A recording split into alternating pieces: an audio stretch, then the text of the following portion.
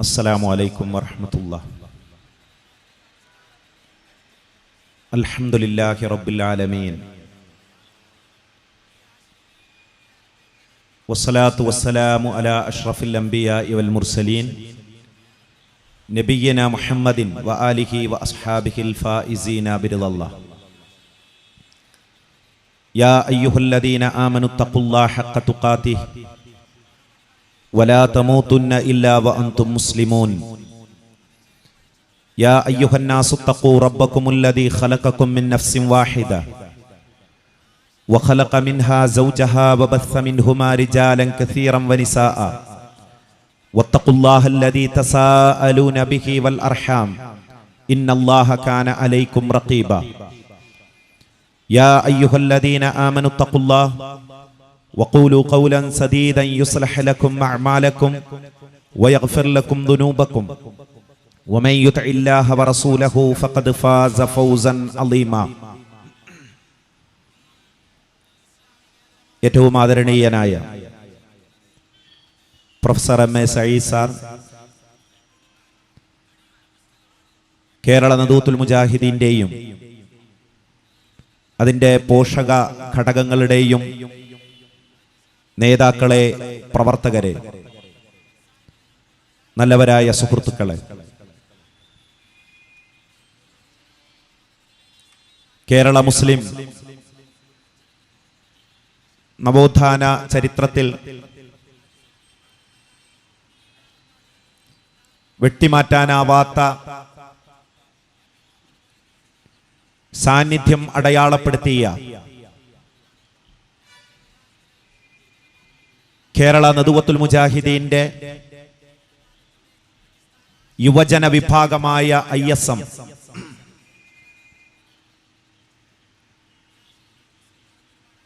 ഭീകരതയ്ക്കും മത തീവ്രവാദത്തിനുമെതിരെ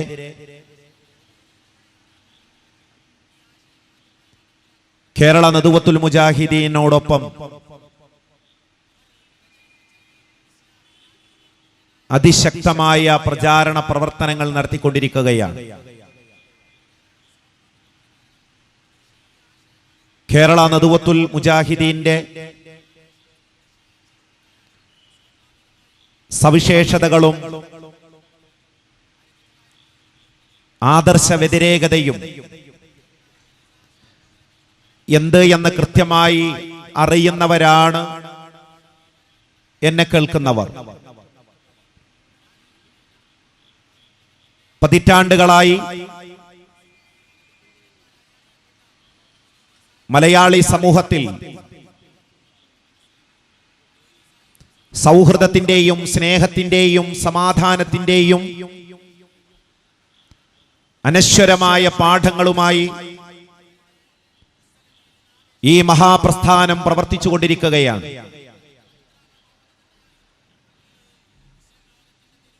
മലയാളി സമൂഹത്തിൽ വിഭാഗീയതയും ഛിദ്രതയും ഉടലെടുക്കുന്ന സന്ദർഭങ്ങളിലെല്ലാം നവോത്ഥാന പ്രസ്ഥാനത്തിന്റെ ഇടപെടലുകൾ ഉണ്ടായിട്ടുണ്ട് എന്നുള്ളത്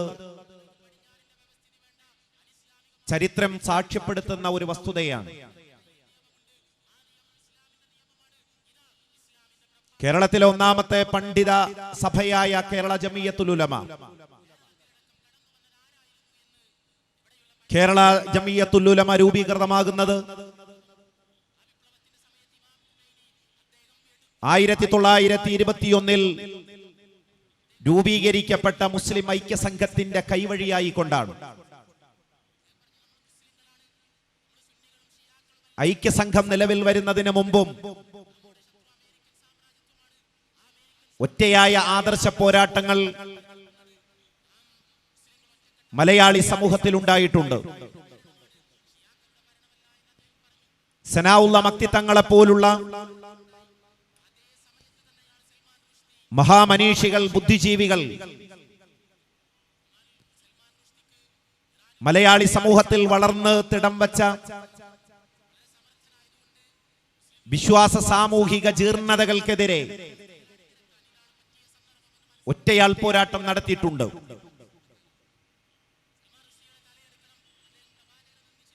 പിന്നീട് സംഘടിതമായ രൂപത്തിൽ വിശ്വാസ സാമൂഹിക ജീർണതകൾക്കെതിരെ ശക്തമായ ബോധവൽക്കരണം നടക്കുകയാണ്.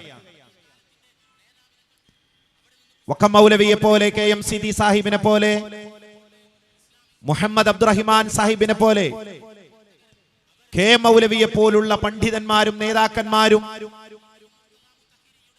ദേശീയ സമരരംഗത്തെ വീരപുത്രന്മാരും മലയാളി സമൂഹത്തിൽ പടർന്നു കയറിയ കെട്ടവിശ്വാസങ്ങൾക്കും സാമൂഹിക ദുരാചാരങ്ങൾക്കുമെതിരെ നാവും തൂലികയും പടവാളാക്കി. ആ മഹാന്മാരായ ആളുകൾ വെട്ടിത്തെളിച്ച പാതയിലൂടെ കേരള മുസ്ലിങ്ങൾ സഞ്ചരിച്ചു എന്നുള്ളത് കൊണ്ടാണ് ഇന്ന് ഏതൊരു സമൂഹത്തോടൊപ്പവും നിൽക്കുവാനുള്ള വൈജ്ഞാനികവും സാമൂഹികവും സാംസ്കാരികവും രാഷ്ട്രീയവുമായ കരുത്ത് മുസ്ലിം സമൂഹം നേടിയെടുത്തത്. കേരളത്തിലെ മുസ്ലിങ്ങളുടെ ചരിത്രം സൗഹൃദത്തോടും സമാധാനത്തോടും സഹിഷ്ണുതയോടുമെല്ലാം ഇഴുകിച്ചേർന്നിട്ടുള്ള ചരിത്രമാണ്. 15-ാം നൂറ്റാണ്ടിന്റെ ഉത്തരാർദ്ധത്തിൽ ലോകത്തിന്റെ വിവിധ ഭാഗങ്ങളിലേക്ക് പോർച്ചുഗീസുകാരും സ്പെയിനുമെല്ലാം അധിനിവേശ സ്വപ്നങ്ങളുമായി കടൽ കടന്നുപോയ സന്ദർഭം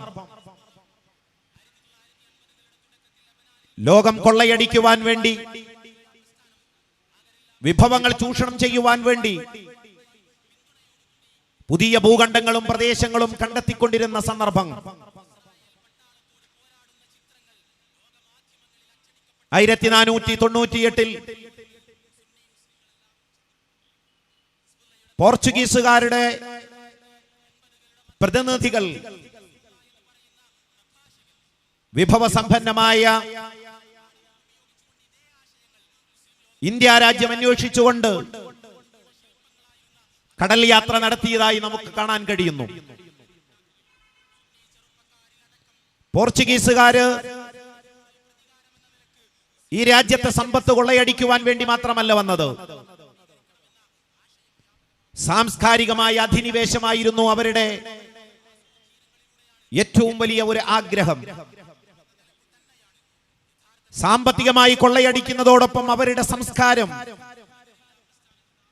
മലയാളി സമൂഹത്തിൽ പടർത്തുക, പ്രസരിപ്പിക്കുക എന്ന ഒരു ഗൂഢലക്ഷ്യം അവർക്കുണ്ടായിരുന്നു. ഈ സാംസ്കാരിക അധിനിവേശത്തിനെതിരെ സൗഹൃദത്തിന്റെയും സമാധാനത്തിന്റെയും ശക്തമായ പ്രതിരോധം തീർക്കുകയായിരുന്നു കുഞ്ഞാലിമരക്കാർമാരും സാമൂതിരിമാരും. കുഞ്ഞാലിമരക്കാർമാരും സാമൂതിരിമാരും തീർത്ത ഐക്യത്തിന്റെയും സ്നേഹത്തിന്റെയും സാഹോദര്യത്തിന്റെയും ചരിത്രത്തെ ആധുനിക സമൂഹം വീണ്ടും വീണ്ടും വായിക്കേണ്ട സാഹചര്യങ്ങളിലൂടെയാണ് കടന്നുപോയിക്കൊണ്ടിരിക്കുന്നത്.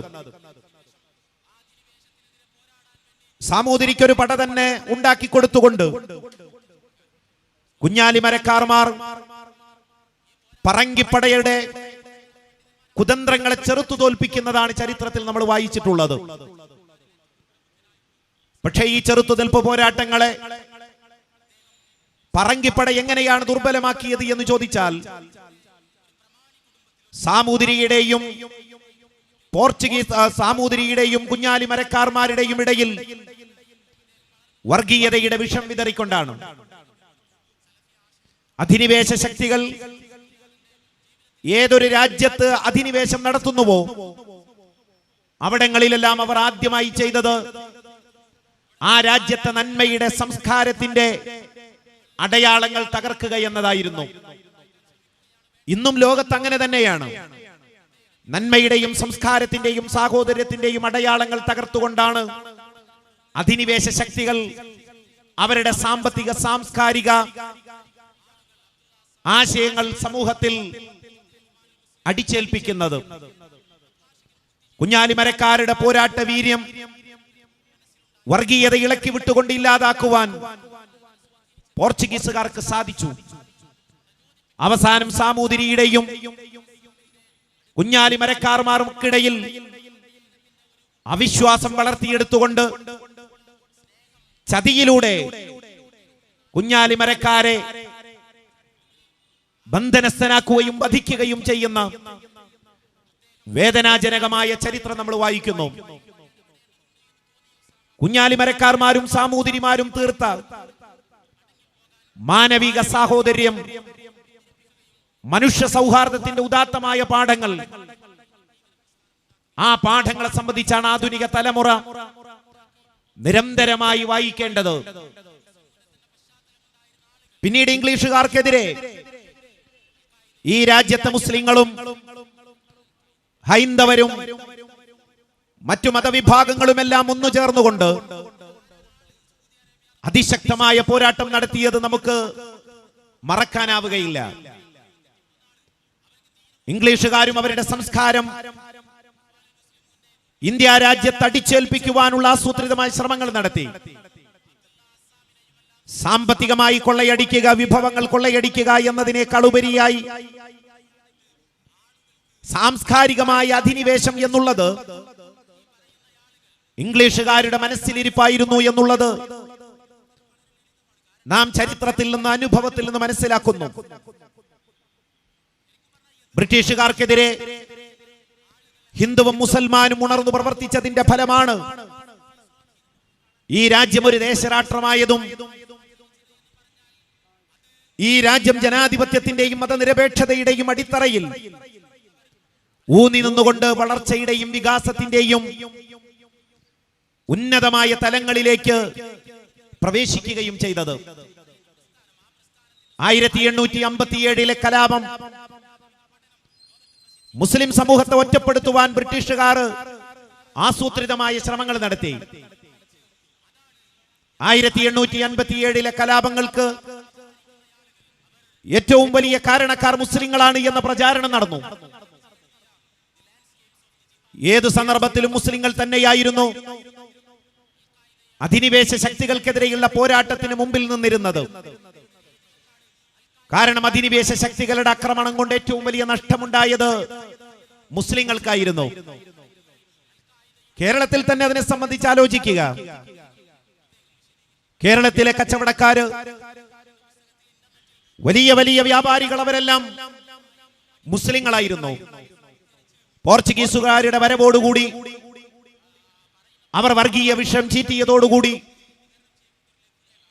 തീരപ്രദേശങ്ങളിലെ വലിയ കച്ചവടക്കാർക്ക്, വ്യാപാരികൾക്ക് ഉൾവലിയേണ്ടി വരികയും അതെല്ലാം തന്നെ മറ്റു കുത്തകകൾ അടിച്ചെടുക്കുകയും ചെയ്തു. അങ്ങനെയാണ് മുസ്ലിങ്ങൾ കാർഷിക വൃത്തിയിലേക്കും താഴ്ന്ന ജോലികളിലേക്കുമെല്ലാം തന്നെ പിൻവാങ്ങുന്നത്. അത് മറ്റൊരു ചരിത്രത്തിന്റെ ഭാഗമാണ്. ഇന്ത്യയെ വിഴുങ്ങാൻ വേണ്ടി വന്ന ബ്രിട്ടീഷുകാർക്കെതിരെ മഹാനായ തൊയ്യിബ് ജിയെ പോലെ, അബുൽ കലാം ആസാദിനെ പോലെ, അലി സഹോദരങ്ങളെ പോലെ മഹാന്മാരായ പണ്ഡിതന്മാരും നേതാക്കളും ഒന്നിച്ചണിനിരക്കുകയും ബ്രിട്ടീഷുകാരുടെ നുഖത്തിന് കീഴിൽ നിന്ന് ഈ രാജ്യത്തെ വിമോചിപ്പിക്കുന്നതിന് വേണ്ടി പടപൊരുതുകയും ചെയ്തു. അവരെ സംബന്ധിച്ചിടത്തോളം അതൊരു മതത്തിന്റെ ഭാഗമായിരുന്നു. ഈ രാജ്യത്തെ വിഴുങ്ങാൻ വേണ്ടി വരുന്ന ശത്രുക്കളെ ഒറ്റപ്പെടുത്തുക എന്നുള്ളത് തന്റെ മതത്തിന്റെ ബാധ്യതയാണ് എന്ന് വിശ്വസിക്കുന്നവരായിരുന്നു ദേശീയ സമര രംഗത്തുണ്ടായിരുന്നവര്. അതുകൊണ്ട് സ്വാതന്ത്ര്യ സമരത്തിന് വേണ്ടി അവർ പണം ചെലവഴിച്ചു. പണ്ഡിതന്മാർ സ്വാതന്ത്ര്യ സമരത്തിൽ പങ്കെടുക്കണമെന്ന് ഫത്വകൾ നൽകി. ബ്രിട്ടീഷുകാർക്കെതിരെ ഒന്നിച്ചണിനിരക്കണമെന്ന് ഈ രാജ്യത്തെ മുസ്ലിങ്ങളെ നിരന്തരമായി പ്രേരിപ്പിച്ചുകൊണ്ടിരുന്നു. വർഗീയ ശക്തികൾ ആ സന്ദർഭങ്ങളിലെല്ലാം തന്നെ മുതലെടുപ്പ് നടത്താൻ ശ്രമിച്ചുവെങ്കിലും ഹൈന്ദവ സഹോദരങ്ങളുടെ, മുസ്ലിം സഹോദരങ്ങളുടെ, മതനിരപേക്ഷ കക്ഷികളുടെ എല്ലാം അവസരോചിതമായ ഇടപെടൽ കൊണ്ടും പ്രയത്നങ്ങൾ കൊണ്ടും വർഗീയതയെ തടഞ്ഞുകൊണ്ട് ഈ മതമൈത്രിയുടെ സന്ദേശം സമൂഹത്തിന് പ്രചരിപ്പിക്കുവാൻ, സമൂഹത്തിൽ എത്തിക്കുവാൻ അവർക്ക് സാധിച്ചു എന്നുള്ളതാണ് നേര്. നമ്മുടെ കേരളക്കരയിലെ മഹാന്മാരായ ആളുകളുടെ ചരിത്രം നമ്മൾ ഇതോടൊപ്പം ഓർത്തുവെക്കേണ്ടതുണ്ട്. ദേശീയ സമരരംഗത്തെ ഉജ്ജ്വല നക്ഷത്രങ്ങൾ മുഹമ്മദ് അബ്ദുറഹിമാൻ സാഹിബിനെ പോലെ, വക്കം മൗലവിയെ പോലെ, KM സീതി സാഹിബിനെ പോലെ, അതുപോലെ KM മൗലവിയെ പോലെ മഹാന്മാരായ ആളുകൾ ദേശീയ സമരരംഗത്ത് ജ്വലിച്ചു നിന്ന നക്ഷത്രങ്ങളായിരുന്നു. ദേശീയ സമരരംഗത്തെ വീരപുത്രന്മാരായിരുന്നു. സൗഹൃദത്തിന്റെയും സ്നേഹത്തിന്റെയും സമാധാനത്തിന്റെയും വലിയ പാഠങ്ങളാണ് അവരുടെ സമരങ്ങളിലൂടെ അവർ സമൂഹത്തിന് നൽകിയത്. കട്ടിലശ്ശേരി മുഹമ്മദ് മുസ്ലിയാരും MP നാരായണ മേനോനും തമ്മിലുണ്ടായിരുന്ന സൗഹൃദത്തിന്റെ വലിപ്പം എത്രയായിരുന്നു എന്ന് ചരിത്ര വിദ്യാർത്ഥികൾ പഠിക്കുകയും അന്വേഷിക്കുകയും ചെയ്യേണ്ടതുണ്ട്. വക്കം മൗലവിയും സ്വദേശാഭിമാനി രാമകൃഷ്ണപിള്ളയും തമ്മിലുണ്ടായിരുന്ന സൗഹൃദം എത്ര വലുതായിരുന്നു എന്ന് ആധുനിക സമൂഹം വായിക്കുകയും പഠിക്കുകയും ചെയ്യേണ്ടതുണ്ട്. മുഹമ്മദ് അബ്ദുറഹിമാൻ സാഹിബും ദേശീയ സമരരംഗത്തെ അമുസ്ലിങ്ങളും തമ്മിലുണ്ടായിരുന്ന ഹാർദമായ സ്നേഹബന്ധങ്ങൾ, ഊഷ്മളമായ സ്നേഹബന്ധങ്ങൾ എത്രത്തോളം വലുതായിരുന്നു എന്നുള്ളതും ആധുനിക കാലഘട്ടത്തിൽ നിരന്തരമായ പഠനത്തിനും അന്വേഷണത്തിനും വിധേയമാക്കേണ്ടതാണ്. അവർക്ക് മതം പറയുന്നതിനോ രാഷ്ട്രീയം പറയുന്നതിനോ മതവൈജാത്യങ്ങൾ തടസ്സമായില്ല. വ്യത്യസ്തമായ മതങ്ങളിൽ നിന്നുകൊണ്ട് തന്നെ, വ്യത്യസ്തമായ ആദർശങ്ങൾ വെച്ച് പുലർത്തിക്കൊണ്ട് തന്നെ മനുഷ്യ സാഹോദര്യത്തിന്റെ, സൗഹാർദ്ദത്തിന്റെ ഉന്നതമായ മെസ്സേജുകൾ സമൂഹത്തിൽ പ്രസരിപ്പിക്കുവാൻ ദേശീയ സമരരംഗത്തെ ഉജ്ജ്വല നക്ഷത്രങ്ങൾക്ക് സാധിച്ചു എന്നുള്ളത് ആധുനിക സമൂഹം ഒരിക്കലും തന്നെ മറക്കാൻ പാടില്ലാത്ത ഒന്നാണ്. ഇതിനൊക്കെ അവർക്ക് പ്രേരണ നൽകിയത് എന്ത് എന്ന് ചോദിച്ചാൽ ഇസ്ലാമിക ചരിത്രമാണ് എന്ന് നിസ്സംശയം നമുക്ക് പറയാൻ കഴിയും. ലോകത്തിന്റെ പ്രവാചകൻ വളർത്തിയെടുത്ത അനിതരമായ മനുഷ്യ സാഹോദര്യത്തിന്റെ ഒരു ചിത്രമുണ്ട്, ചരിത്രമുണ്ട്. ലോകത്തിന്റെ പ്രവാചകൻ മക്കയിലും മദീനയിലുമെല്ലാം തന്നെ ഒരു ബഹുസ്വര സമൂഹത്തിലാണ്, ബഹുമത സമൂഹത്തിലാണ് ജീവിച്ചിട്ടുള്ളത്. ആ ബഹുമത സമൂഹത്തിൽ എങ്ങനെയായിരുന്നു പ്രവാചകൻ ജീവിച്ചത് എന്നത് വളരെ വ്യക്തമായ ഭദ്രമായ ചരിത്രമാണ്. ലോകാവസാനം വരെയുള്ള മനുഷ്യർക്ക് ശരിയായി വായിച്ചു പഠിക്കുവാൻ ആ ചരിത്രം ഇവിടെയുണ്ട്. മക്കയിൽ തന്റെ പ്രബോധനത്തിന് തടസ്സം നിന്ന സന്ദർഭത്തിൽ ലാ ഇലാഹ ഇല്ലല്ലാഹ് എന്ന കലിമത്തു തൗഹീദിന്റെ പ്രചാരണത്തിന് തടസ്സം നിന്ന സന്ദർഭത്തിൽ അള്ളാഹുവിന്റെ അനുമതിയോടുകൂടി മദീനയിലേക്ക് പലായനം ചെയ്യുകയാണ്. പ്രവാചകന്റെ പലായനം, പ്രവാചകന്റെ ഹിജ്റ എന്ന് പറയുന്നത് ഒരു ഒളിച്ചോട്ടമായിരുന്നില്ല. അത് വ്യക്തമായ പ്ലാനിങ്ങോടുകൂടിയുള്ള ഒരു യാത്ര തന്നെയായിരുന്നു. ആ യാത്രയുടെ ചരിത്രവും അതിന്റെ യാഥാർത്ഥ്യങ്ങളും സൂക്ഷ്മമായി വിശകലനം ചെയ്യുമ്പോൾ എത്ര പ്ലാനോടുകൂടിയാണ് ലോകത്തിന്റെ പ്രവാചകൻ മക്കയിൽ നിന്ന് മദീനയിലേക്ക് യാത്ര പോകുന്നത് എന്ന് നമുക്ക് കാണാൻ കഴിയും. അബ്ദുല്ലാഹിബ്നു ഉറൈഖിൽ എന്ന് പറയുന്ന അമുസ്ലിമായ ഒരു മനുഷ്യനെയാണ് പ്രവാചകൻ വഴികാട്ടിയായി സ്വീകരിക്കുന്നത്. പ്രവാചകനോടൊപ്പം പ്രവാചകന്റെ ഉറ്റ സുഹൃത്ത് അബൂബക്കർ സിദ്ദീഖ് റളിയല്ലാഹു അൻഹു ഉണ്ട്. മക്കയിൽ നിന്ന് മദീനയിലേക്ക് കാതങ്ങളോളം സഞ്ചരിക്കുവാൻ വേണ്ടി വഴികാട്ടിയായിക്കൊണ്ട് സ്വീകരിക്കുന്നത് ഒരു അമുസ്ലിമിനെയാണ്. ഇത് പ്രവാചകൻ വെറുതെ അങ്ങ് സ്വീകരിച്ചു എന്ന് നമുക്ക് വിശ്വസിക്കാൻ കഴിയില്ല. ലോകത്തിനൊരു മെസ്സേജ് നൽകുന്നതിന് വേണ്ടി തന്നെയാണ് പ്രവാചകൻ അബ്ദുല്ലാഹിബ്നു ഉറൈഖിൽ എന്ന് പറയുന്ന ഒരു അമുസ്ലിമായ മനുഷ്യനെ വഴികാട്ടിയായി കൊണ്ട് സ്വീകരിക്കുന്നത്. അവർ സഞ്ചരിക്കുകയാണ്. ഈ സഞ്ചാരത്തിലുടനീളം വലിയ പരീക്ഷണങ്ങൾ അവർക്ക് നേരിടേണ്ടി വരുന്നു. ആ പരീക്ഷണങ്ങളെയെല്ലാം പ്രവാചകനും തന്റെ സന്തത സഹചാരിയും എങ്ങനെ അതിജയിച്ചു എന്നുള്ളത് ചരിത്രത്തിൽ നിന്ന് മുസ്ലിങ്ങൾ വായിച്ചെടുക്കേണ്ട വലിയ വലിയ വസ്തുതകൾ തന്നെയാണ്. പ്രവാചകൻ മദീനയിലെത്തുമ്പോൾ പ്രവാചകന് നിർവഹിക്കാനുണ്ടായിരുന്ന സുപ്രധാനമായ ചില കാര്യങ്ങൾ ഉണ്ടായിരുന്നു. പ്രവാചകൻ ഒരു പള്ളി നിർമ്മിക്കുവാനുള്ള ഫണ്ട് കൂടെ കരുതിയിരുന്നു എന്നാണ് പ്രമുഖരായ ചരിത്രകാരന്മാരെല്ലാം രേഖപ്പെടുത്തുന്നത്. കൃത്യമായൊരു പ്ലാനോടുകൂടി, വ്യക്തമായ ലക്ഷ്യത്തോടുകൂടിയായിരുന്നു പ്രവാചകന്റെ യാത്ര എന്നതിനുള്ള ഏറ്റവും വലിയ തെളിവായിട്ട് അവർ ഉദ്ധരിക്കുന്നത് ഒരു പള്ളിയെക്കുറിച്ചുള്ള കാഴ്ചപ്പാട് പ്രവാചകൻ ഉണ്ടായിരുന്നു. കാരണം മുസ്ലിം സമൂഹത്തിന് പള്ളി എന്ന് പറയുന്നത് ഒരു ആരാധന കേന്ദ്രം മാത്രമല്ല, അവരുടെ സാമൂഹിക സാംസ്കാരിക ഇടപഴകലുകൾക്കുള്ള, വിനിമയങ്ങൾക്കുള്ള കേന്ദ്രമാണ് പള്ളി എന്ന് പറയുന്നത്. അതുകൊണ്ട് ഒരു പള്ളി നിർമ്മിക്കുക എന്ന ഉദ്ദേശത്തോടെ തന്നെയായിരുന്നു പ്രവാചകൻ മദീനയിലെത്തുന്നത്. അതിനുള്ള പണം പ്രവാചകൻ കരുതിയിരുന്നു. പള്ളി നിർമ്മിച്ചു പ്രവാചകൻ. രണ്ടാമതായി പ്രവാചകൻ ചെയ്യുന്നത് മുസ്ലിങ്ങൾക്കിടയിൽ സാഹോദര്യത്തിന്റെയും ഐക്യത്തിന്റെയും സ്നേഹത്തിന്റെയും മധുരമായ സന്ദേശങ്ങൾ വികസിപ്പിക്കുകയായിരുന്നു പ്രവാചകൻ ചെയ്തത്. കാരണം വ്യത്യസ്തമായ തലങ്ങളിൽ നിന്ന്, വ്യത്യസ്തമായ ഇടങ്ങളിൽ നിന്ന് വളർന്നു വന്ന മനുഷ്യരെ സ്നേഹത്തിന്റെയും സാഹോദര്യത്തിന്റെയും ഋജുരേഖയിൽ കണ്ണി ചേർത്തെങ്കിൽ മാത്രമേ പ്രവാചകന്റെ ദൗത്യം പൂർണ്ണമാവുകയുള്ളൂ എന്ന് പ്രവാചകൻ മനസ്സിലാക്കി. മക്കയിൽ നിന്ന് നാടും വീടും വിട്ട മനുഷ്യരുണ്ട്, ബന്ധുക്കളെ വിട്ട മനുഷ്യരുണ്ട്, സമ്പത്ത് വിട്ടു പോന്നവരുണ്ട്, മാനസികമായ വിഷമം സഹിക്കുന്നവരുണ്ട്. മദീനയിലെ അൻസാരികളുണ്ട്. അവർക്കിടയിൽ സാഹോദര്യത്തിന്റെയും സ്നേഹത്തിന്റെയും അനശ്വരമായ സന്ദേശങ്ങൾ വ്യാപിപ്പിക്കുകയാണ് ലോകത്തിന്റെ പ്രവാചകൻ ആദ്യമായി ചെയ്തത്. ഏതൊരു സമൂഹത്തെ സംബന്ധിച്ചിടത്തോളവും ആന്തരികമായ ഐക്യം എന്ന് പറയുന്നത് ഏറ്റവും പ്രബലമാണ്, ഏറ്റവും അനിവാര്യമായ ഒരു വസ്തുതയാണ്. ആന്തരികമായ ശൈഥില്യങ്ങൾ, ആന്തരികമായ ഛിദ്രതകൾ ഏതൊരു സമൂഹത്തെയും നിരന്തരമായി ദുർബലീകരിച്ചു കൊണ്ടിരിക്കും. അവരുടെ നന്മകളെ അപ്രസക്തമാക്കിക്കൊണ്ടിരിക്കും. അവരുടെ നന്മകളുടെ വെളിച്ചം നഷ്ടപ്പെടുത്തിക്കൊണ്ടിരിക്കും. മുസ്ലിം സമൂഹം ഇത് ഏറ്റവും കൂടുതൽ വായിക്കുകയും പഠിക്കുകയും ചെയ്യേണ്ട ഒരു ആശയമായിട്ടാണ് ചരിത്രകാരന്മാർ നമ്മെ ഓർമ്മപ്പെടുത്തുന്നത്. ആന്തരികമായ ശൈഥില്യം എന്ന് പറയുന്നത് ഒരു സമൂഹത്തിനും അതിജീവിക്കാൻ കഴിയാത്ത വിധം, ഒരു സമൂഹത്തിന് മുന്നോട്ട് പോകാൻ കഴിയാത്ത വിധം അവരെ നിത്യനിരാശതയിൽ തളച്ചിടുമെന്ന് ചരിത്രത്തിൽ നിന്ന് പല പല പല സന്ദർഭങ്ങളിൽ നിന്ന് നമ്മൾ വായിച്ചെടുക്കേണ്ടതുണ്ട്. ആന്തരിക ശൈഥില്യമാണ് സ്പെയിനിനെ മുസ്ലിങ്ങൾക്ക് നഷ്ടപ്പെടുത്തിയത്. ആന്തരികമായ ശൈഥില്യമാണ് മുസ്ലിം ലോകത്ത് ഇന്ന് അധിനിവേശ ശക്തികൾക്ക് അഴിഞ്ഞാടുവാനുള്ള സാഹചര്യം ഒരുക്കുന്നത്.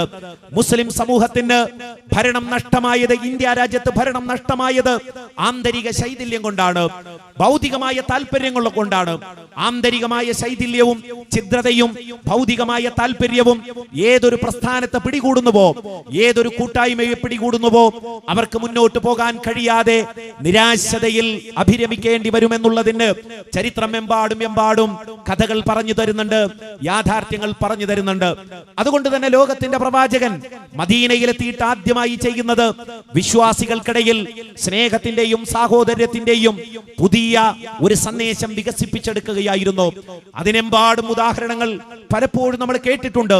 വീടുകൾ നൽകാൻ തയ്യാറായ അൻസാരികള്, മാർക്കറ്റുകൾ തേടി അലഞ്ഞിരുന്ന മുഹാജിറുകള്, തനിക്ക് ജീവിക്കുവാനുള്ള എല്ലാം നൽകാമെന്ന് പറയുന്ന അൻസാരികളും തനിക്കൊന്നും വേണ്ടെന്നും അങ്ങാടി കാണിച്ചു തന്നാൽ, മാർക്കറ്റ് കാണിച്ചു തന്നാൽ അവിടെ കച്ചവടം ചെയ്തുകൊണ്ട് ജീവിത സന്ധാരണത്തിനുള്ള വഴി ഞാൻ കണ്ടെത്തിക്കൊള്ളാമെന്ന് പറയുന്ന മുഹാജിറുകളെയുമാണ് ചരിത്രത്തിൽ നമുക്ക് കാണാൻ കഴിയുന്നത്. ഏതെങ്കിലും ഒരു സമൂഹത്തിന്റെ ഓരംപറ്റികളായി, ഏതെങ്കിലും ഒരു വിഭാഗത്തിന്റെ ഓരംപറ്റികളായി അധ്വാനിക്കാതെ അലസരായി കഴിഞ്ഞുകൂടാനല്ല മുഹാജിറുകൾ പരിശ്രമിക്കുന്നത്. അധ്വാനിച്ചുകൊണ്ട്, സ്വന്തം കൈകൾ കൊണ്ട് അധ്വാനിച്ചത് ഏറ്റവും വലിയ വിഭവമാണ് എന്ന് മനസ്സിലാക്കിക്കൊണ്ട് അധ്വാനത്തിന്റെ മേഖലകളിലേക്ക് കടന്ന് ജീവിതത്തിന് തിളക്കവും തെളിമയും ഉള്ളതാക്കി തീർക്കുവാൻ പരിശ്രമിക്കുന്ന, പാടുപെടുന്ന മുഹാജിറുകൾ മുസ്ലിം ലോകത്തിന്, മുസ്ലിം സമൂഹത്തിന് എന്നും എന്നും പ്രചോദനമായിരിക്കുമെന്നതിൽ യാതൊരു സംശയവുമില്ല. മൂന്നാമതായി ലോകത്തിന്റെ പ്രവാചകൻ ചെയ്തതാണ് ഞാൻ ഏറ്റവും പ്രധാനമായിട്ട് നിങ്ങളെ കേൾപ്പിക്കുവാൻ ഉദ്ദേശിക്കുന്നത്. പ്രവാചകൻ മദീനയിലെത്തുമ്പോൾ വ്യത്യസ്തമായ ഗോത്രങ്ങൾ അവിടെ ഉണ്ടായിരുന്നു, വ്യത്യസ്തമായ മതവിഭാഗങ്ങൾ അവിടെ ഉണ്ടായിരുന്നു. പ്രത്യേകിച്ച് ജൂത ഗോത്രങ്ങൾക്കായിരുന്നു അവിടെ ഏറ്റവും വലിയ സ്വാധീനമുണ്ടായിരുന്നത്. പ്രവാചകൻ മദീനയിലെത്തുന്നതിന് മുമ്പ് മദീനയുടെ പേര് യസ്രിബ് എന്നായിരുന്നു. യസ്രിബിലെയും ഖൈബറിലെയും സാമ്പത്തികമായ ശക്തി എന്ന് പറയുന്നത് ജൂതരായിരുന്നു. ആ ജൂതര് സാമ്പത്തികമായ ശക്തിയായിരുന്നു, അതുപോലെ സാമൂഹികമായ ശക്തിയായിരുന്നു. ഈ ജൂത ഗോത്രങ്ങളുമായി ഉടമ്പടിയിൽ ഏർപ്പെടുകയാണ് ലോകത്തിന്റെ പ്രവാചകൻ ആദ്യമായി ചെയ്യുന്നത്. നമുക്ക് സങ്കല്പിക്കുവാൻ പോലും വയ്യാത്ത ഒരു കാര്യം. കാരണം ഇസ്ലാമിന്റെ ബദ്ധവൈരികളായ ജൂതരുമായി കൊണ്ട് പ്രവാചകൻ ഉടമ്പടിയിൽ ഒപ്പിടുകയാണ്, കരാറിൽ ഒപ്പിടുകയാണ്. എന്തിനു വേണ്ടിയാണ് ഈ കരാറിൽ ഒപ്പിടുന്നത്? പ്രബോധന പ്രവർത്തനങ്ങൾ സുഗമമായി നടക്കാൻ. അത് നടക്കാത്തത് കൊണ്ടാണ് മക്കയിൽ നിന്ന് പലായനം ചെയ്യേണ്ടി വന്നത്. മദീനയിലെ ജൂതഗോത്രങ്ങളുമായി പ്രവാചകൻ ഉണ്ടാക്കിയ സന്ധികൾ, ഉടമ്പടികൾ ചരിത്രത്തിലെന്നും തിളങ്ങി വിളങ്ങി നിൽക്കുന്നതാണ്. ബനു ഖുറൈളിനെ പോലെ, ബനു ഖൈനുഖാഇനെ പോലെ, ബനു നളീറിനെ പോലുള്ള ജൂതഗോത്രങ്ങളുമായി വ്യത്യസ്ത തരങ്ങളിലുള്ള കരാറുകൾ പ്രവാചകൻ ഉണ്ടാക്കുകയാണ്. മദീനയിലെ ജൂതരുമായി പ്രവാചകൻ ഉണ്ടാക്കിയ കരാറുകളുടെ ഉള്ളടക്കമെന്ത് എന്ന് പരതുമ്പോൾ നമ്മളൊക്കെ അത്ഭുതപ്പെട്ടു പോകും. മനുഷ്യ സൗഹാർദ്ദത്തിന്റെ, മാനവികമായ ഐക്യത്തിന്റെ മഹാസന്ദേശങ്ങളാണ് ഈ ഉടമ്പടികളിൽ നിന്ന് നമുക്ക് വായിക്കാൻ കഴിയുന്നത്. പ്രവാചകൻ സല്ലല്ലാഹു അലൈഹി വസല്ലം അവരുമായി കരാറുണ്ടാക്കി. ലിൽ മുസ്ലിമീന ദീനുഹും വലിൽ യഹൂദി ദീനുഹും. മുസ്ലിങ്ങൾക്ക് അവരുടെ മതം, യഹൂദികൾക്ക് അവരുടെ മതം. മതസ്വാതന്ത്ര്യം അനുവദിച്ചു കൊടുക്കുകയാണ് പ്രവാചകൻ. ജൂതർക്ക് അവരുടെ വിശ്വാസവും സംസ്കാരവും തനിമയും കാത്തു സൂക്ഷിച്ച് ജീവിക്കാൻ ഇവിടെ സ്വാതന്ത്ര്യമുണ്ടാകുമെന്ന് പ്രഖ്യാപിക്കുകയാണ്. അതോടൊപ്പം പ്രവാചകൻ പറഞ്ഞു, മുസ്ലിങ്ങൾക്ക് അവരുടെ വിശ്വാസവും അവരുടെ സാംസ്കാരികമായ വ്യതിരേകതയും കാത്തു സൂക്ഷിച്ചുകൊണ്ട് മദീനയിൽ ജീവിക്കാവുന്നതാണ്. രാജ്യത്തിന്റെ സംരക്ഷണം എന്ന് പറയുന്നത് രണ്ടു കൂട്ടരുടെയും ബാധ്യതയാണ്. ഈ രാജ്യത്തെ ആക്രമിക്കാൻ വരുന്ന ഏത് ശക്തികൾക്കുമെതിരെ ജൂതരും മുസ്ലിങ്ങളും ഒന്നിച്ചായിരിക്കും അണിനിരക്കുക എന്ന് കരാറിൽ ഉൾപ്പെടുത്തുന്നു. ജൂതരും മുസ്ലിങ്ങളും സാമ്പത്തികമായ സഹായം ചെയ്യണം രാഷ്ട്രത്തിന്റെ നന്മയ്ക്ക് വേണ്ടി. ഈ രാജ്യത്തിന്റെ പൊതുവായ നന്മയ്ക്ക് വേണ്ടി അവർ സാമ്പത്തികമായ സഹായം ചെയ്യണം. രണ്ടു കൂട്ടരുടെയും സ്വത്ത് അവരവർ സംരക്ഷിക്കണം. ആക്രമിക്കപ്പെട്ടവന്റെ കൂടെയായിരിക്കും എല്ലാവരും ഉണ്ടാവുക. അക്രമി ജൂതനോ അല്ലെങ്കിൽ മുസ്ലിമോ എന്ന് നോക്കിയല്ല, ആക്രമിക്കപ്പെട്ടവന്റെ കൂടെയായിരിക്കും, അവനായിരിക്കും നീതി, നീതിയുടെയും നന്മയുടെയും പക്ഷത്തായിരിക്കും നിലകൊള്ളുക. ഇങ്ങനെ മുസ്ലിങ്ങളും അമുസ്ലിങ്ങളും ഒന്നിച്ചു വസിക്കുന്ന ഒരു പ്രദേശത്ത് പ്രവാചകൻ ഉണ്ടാക്കുന്ന ഉടമ്പടികൾ എന്ന് പറയുന്നത് വിശാലമായ വായനയ്ക്കും ആഴത്തിലുള്ള ചിന്തയ്ക്കും വിധേയമാക്കേണ്ടതാണ്. ഈ ഉടമ്പടികളുടെ പാഠം ഉൾക്കൊണ്ടുകൊണ്ടായിരുന്നു പ്രവാചകൻ വളർത്തിയെടുത്ത സ്വഹാബാക്കൾ ദീനിന്റെ സന്ദേശവുമായിക്കൊണ്ട്, ഇസ്ലാമിന്റെ അംബാസഡർമാരായിക്കൊണ്ട് അതിരുകൾ കടന്നുപോയത്. അവർ ലോകത്തിന്റെ വിവിധ ഭാഗങ്ങളിൽ പ്രബോധകന്മാരും പ്രചാരകന്മാരുമായി എത്തി. എങ്ങനെയാണ് അവർ പ്രബോധനം ചെയ്തത്? വലിയ ബഹളമുണ്ടാക്കിക്കൊണ്ട്, സമൂഹത്തിൽ ചിത്രതയുണ്ടാക്കിക്കൊണ്ടാണോ അവർ ദീനിന്റെ മെസ്സേജുകൾ സമൂഹത്തിലേക്ക് പ്രസരിപ്പിച്ചത്? അല്ല. ജീവിതത്തിലെ ഉദാത്തമായ പാഠങ്ങൾ സമൂഹത്തിന് നൽകിക്കൊണ്ടായിരുന്നു. ഇസ്ലാമിന്റെ ജീവിക്കുന്ന പതിപ്പുകളായി മാറിക്കൊണ്ടായിരുന്നു. ഖുർആനിന്റെയും ഹദീസിന്റെയും പകർപ്പുകളായി സമൂഹത്തിൽ നിലകൊണ്ടുകൊണ്ടായിരുന്നു അവർ ഇസ്ലാമിക പ്രബോധനം നിർവഹിച്ചത് എന്നതാണ് ചരിത്രം പരതുമ്പോൾ കാണാൻ കഴിയുന്നത്. ആധുനിക മുസ്ലിം സമൂഹത്തിന് മുമ്പിലുള്ള ഏറ്റവും വലിയ പ്രതിസന്ധിയും അത് തന്നെയാണ്. വിശുദ്ധ ഖുർആനിന്റെയും പ്രവാചക ചര്യയുടെയും തനി പകർപ്പുകളായി നിന്ന് ഇസ്ലാമിന്റെ വെളിച്ചം സമൂഹത്തിന് കാണിച്ചു കൊടുക്കാൻ ഞങ്ങൾ അശക്തരാണ്. അതുകൊണ്ടാണ് മുസ്ലിം നാമധാരികൾ ബഹളം വയ്ക്കുന്നതും ഇസ്ലാമിക സമൂഹത്തെ ചിത്രീകരിക്കുവാൻ ശ്രമിക്കുന്നതും ഇസ്ലാമിന്റെ നന്മകളെ അപ്രസക്തമാക്കുവാൻ വേണ്ടി ധാർഷ്ട്യം കാണിക്കുകയും ചെയ്യുന്നത്. ബഹുസ്വരത എന്നുള്ളത് വിശുദ്ധ ഖുർആനും ഇസ്ലാമും അംഗീകരിച്ച ഒരു വസ്തുതയാണ്. വിശുദ്ധ ഖുർആൻ മനുഷ്യരോട് ചോദിക്കുന്ന ഒരു ചോദ്യം ഒരേ വിശ്വാസത്തിലും ഒരേ ആദർശത്തിലുമാക്കുവാൻ, സൃഷ്ടിക്കുവാൻ അള്ളാഹുവിന് കഴിയുമായിരുന്നു. മനുഷ്യരെയെല്ലാം ഒരേ ആദർശത്തിലും വിശ്വാസത്തിലും സൃഷ്ടിക്കുവാൻ അള്ളാഹുവിന് കഴിയുമായിരുന്നു.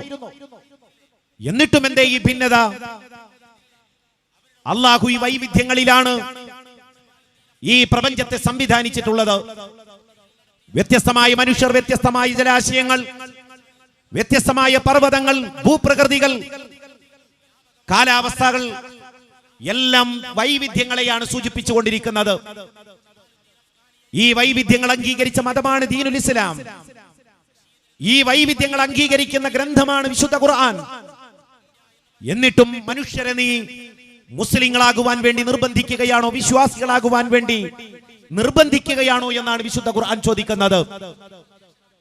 വൈവിധ്യങ്ങളെ അംഗീകരിച്ച ഇസ്ലാം മനുഷ്യരുടെ ചിന്തയ്ക്കും മനുഷ്യരുടെ മനനത്തിനും കാര്യങ്ങൾ വിട്ടുകൊടുത്തിരിക്കുകയാണ്.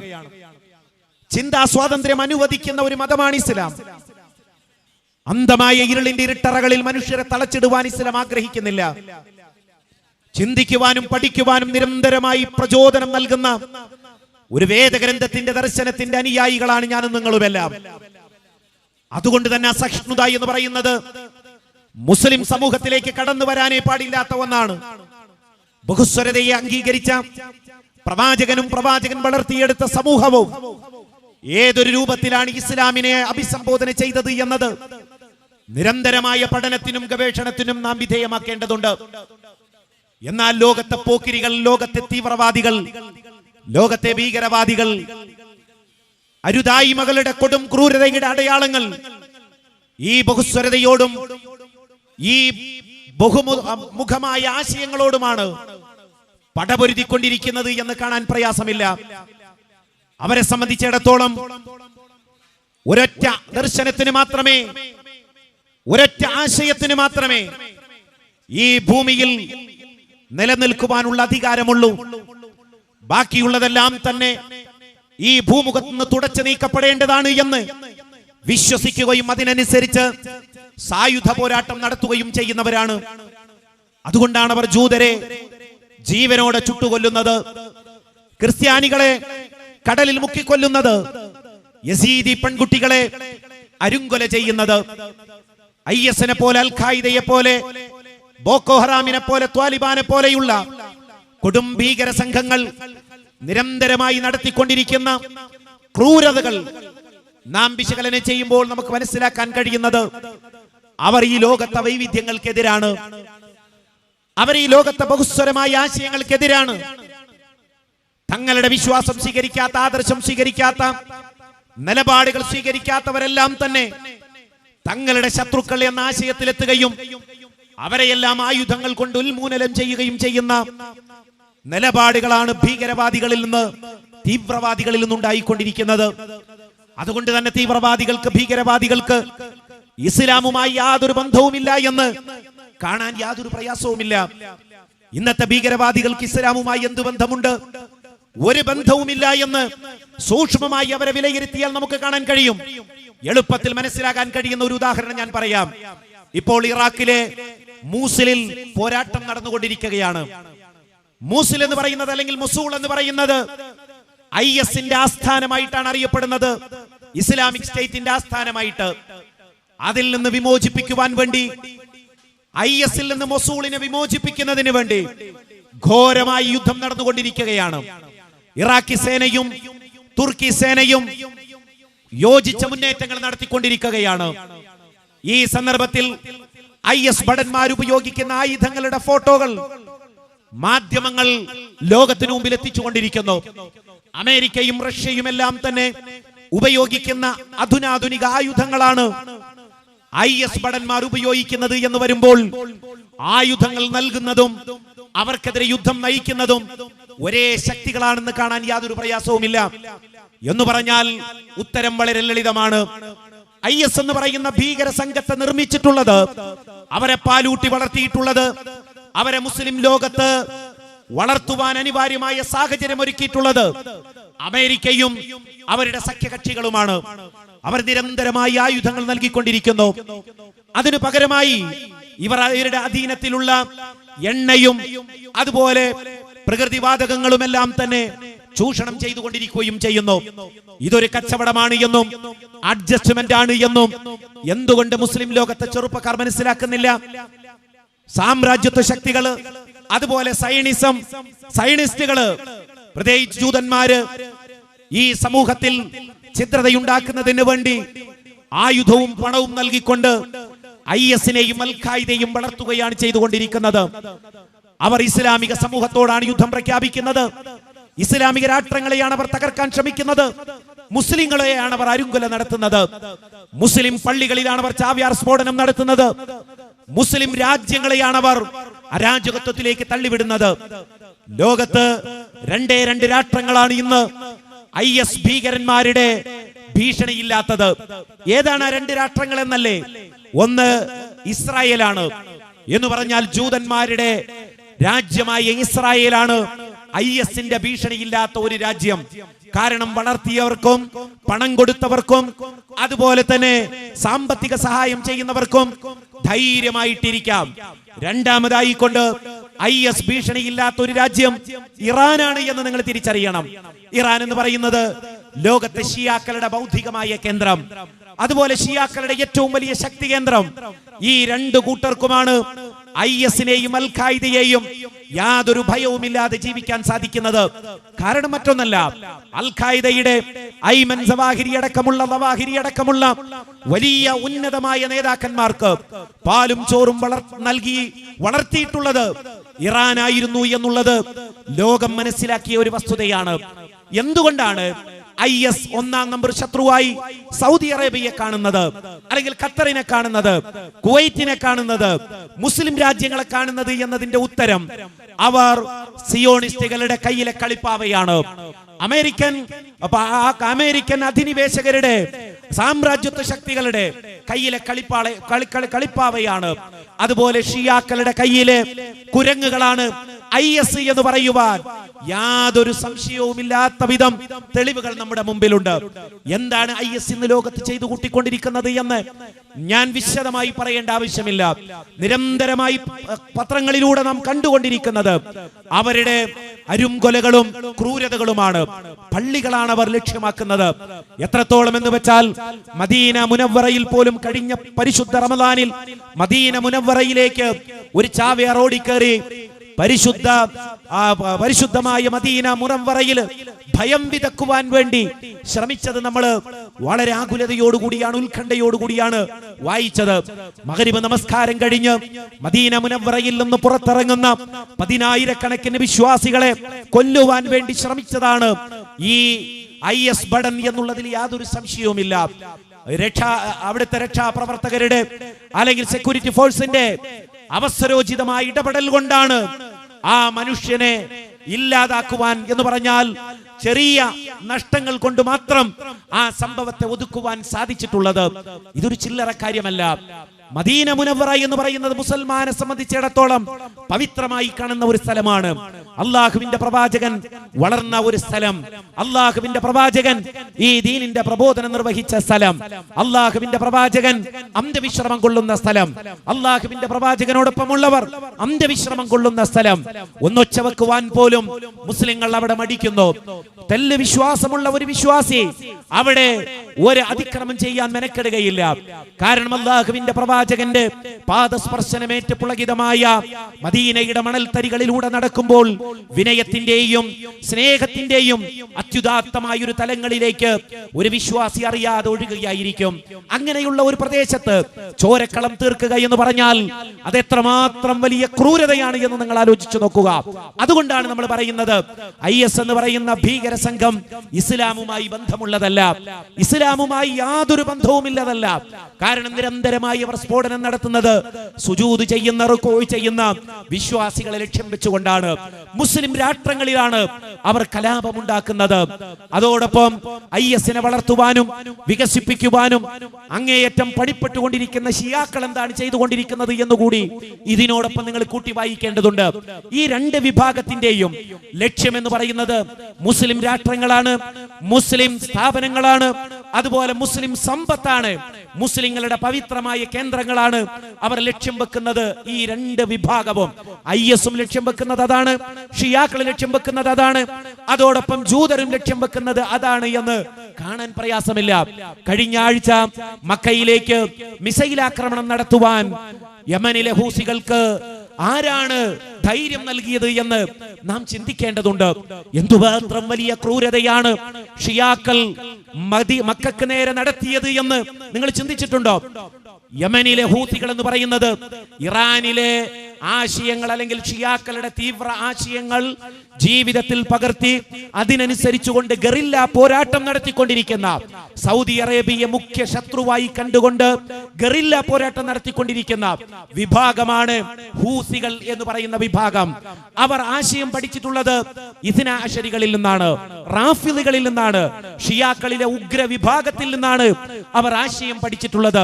ഷിയാ വിഭാഗത്തിൽ നിന്നുള്ള സെയ്ദികൾ എന്ന് പറയുന്ന വിഭാഗമുണ്ട്. ആ സെയ്ദികളിൽ നിന്ന് തെന്നിത്തെറിച്ചു പോയി ജാറൂദിയ എന്ന് പറയുന്ന തീവ്രമായ വിഭാഗവുമായിട്ട് ഒന്നിച്ച് അണിനിരന്ന് മുന്നേറുന്ന ഗറില്ല ഗ്രൂപ്പുകളാണ് ഹൂസികൾ എന്ന് പറയുന്ന വിഭാഗം. ഇവർ ഈ കഴിഞ്ഞ 10 ദിവസങ്ങൾക്ക് മുമ്പ് മക്കയിലേക്ക് മിസൈൽ ആക്രമണം നടത്തി. അള്ളാഹുവിന്റെ അപാരമായ അനുഗ്രഹത്താൽ സൗദി അറേബ്യയും സഖ്യസേനയും ആ മിസൈലിനെ പകുതി വഴിയിൽ വെച്ച് നിർവീര്യമാക്കുകയുണ്ടായി.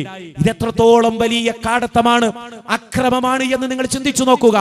കാരണം യമനിൽ നിന്ന് തന്നെയാണ് ഒരു പോക്കിരി പ്രവാചകൻ ജനിക്കുന്നതിന് മുമ്പും കഅബാലയം തകർക്കുവാൻ വേണ്ടി പുറപ്പെട്ടത്.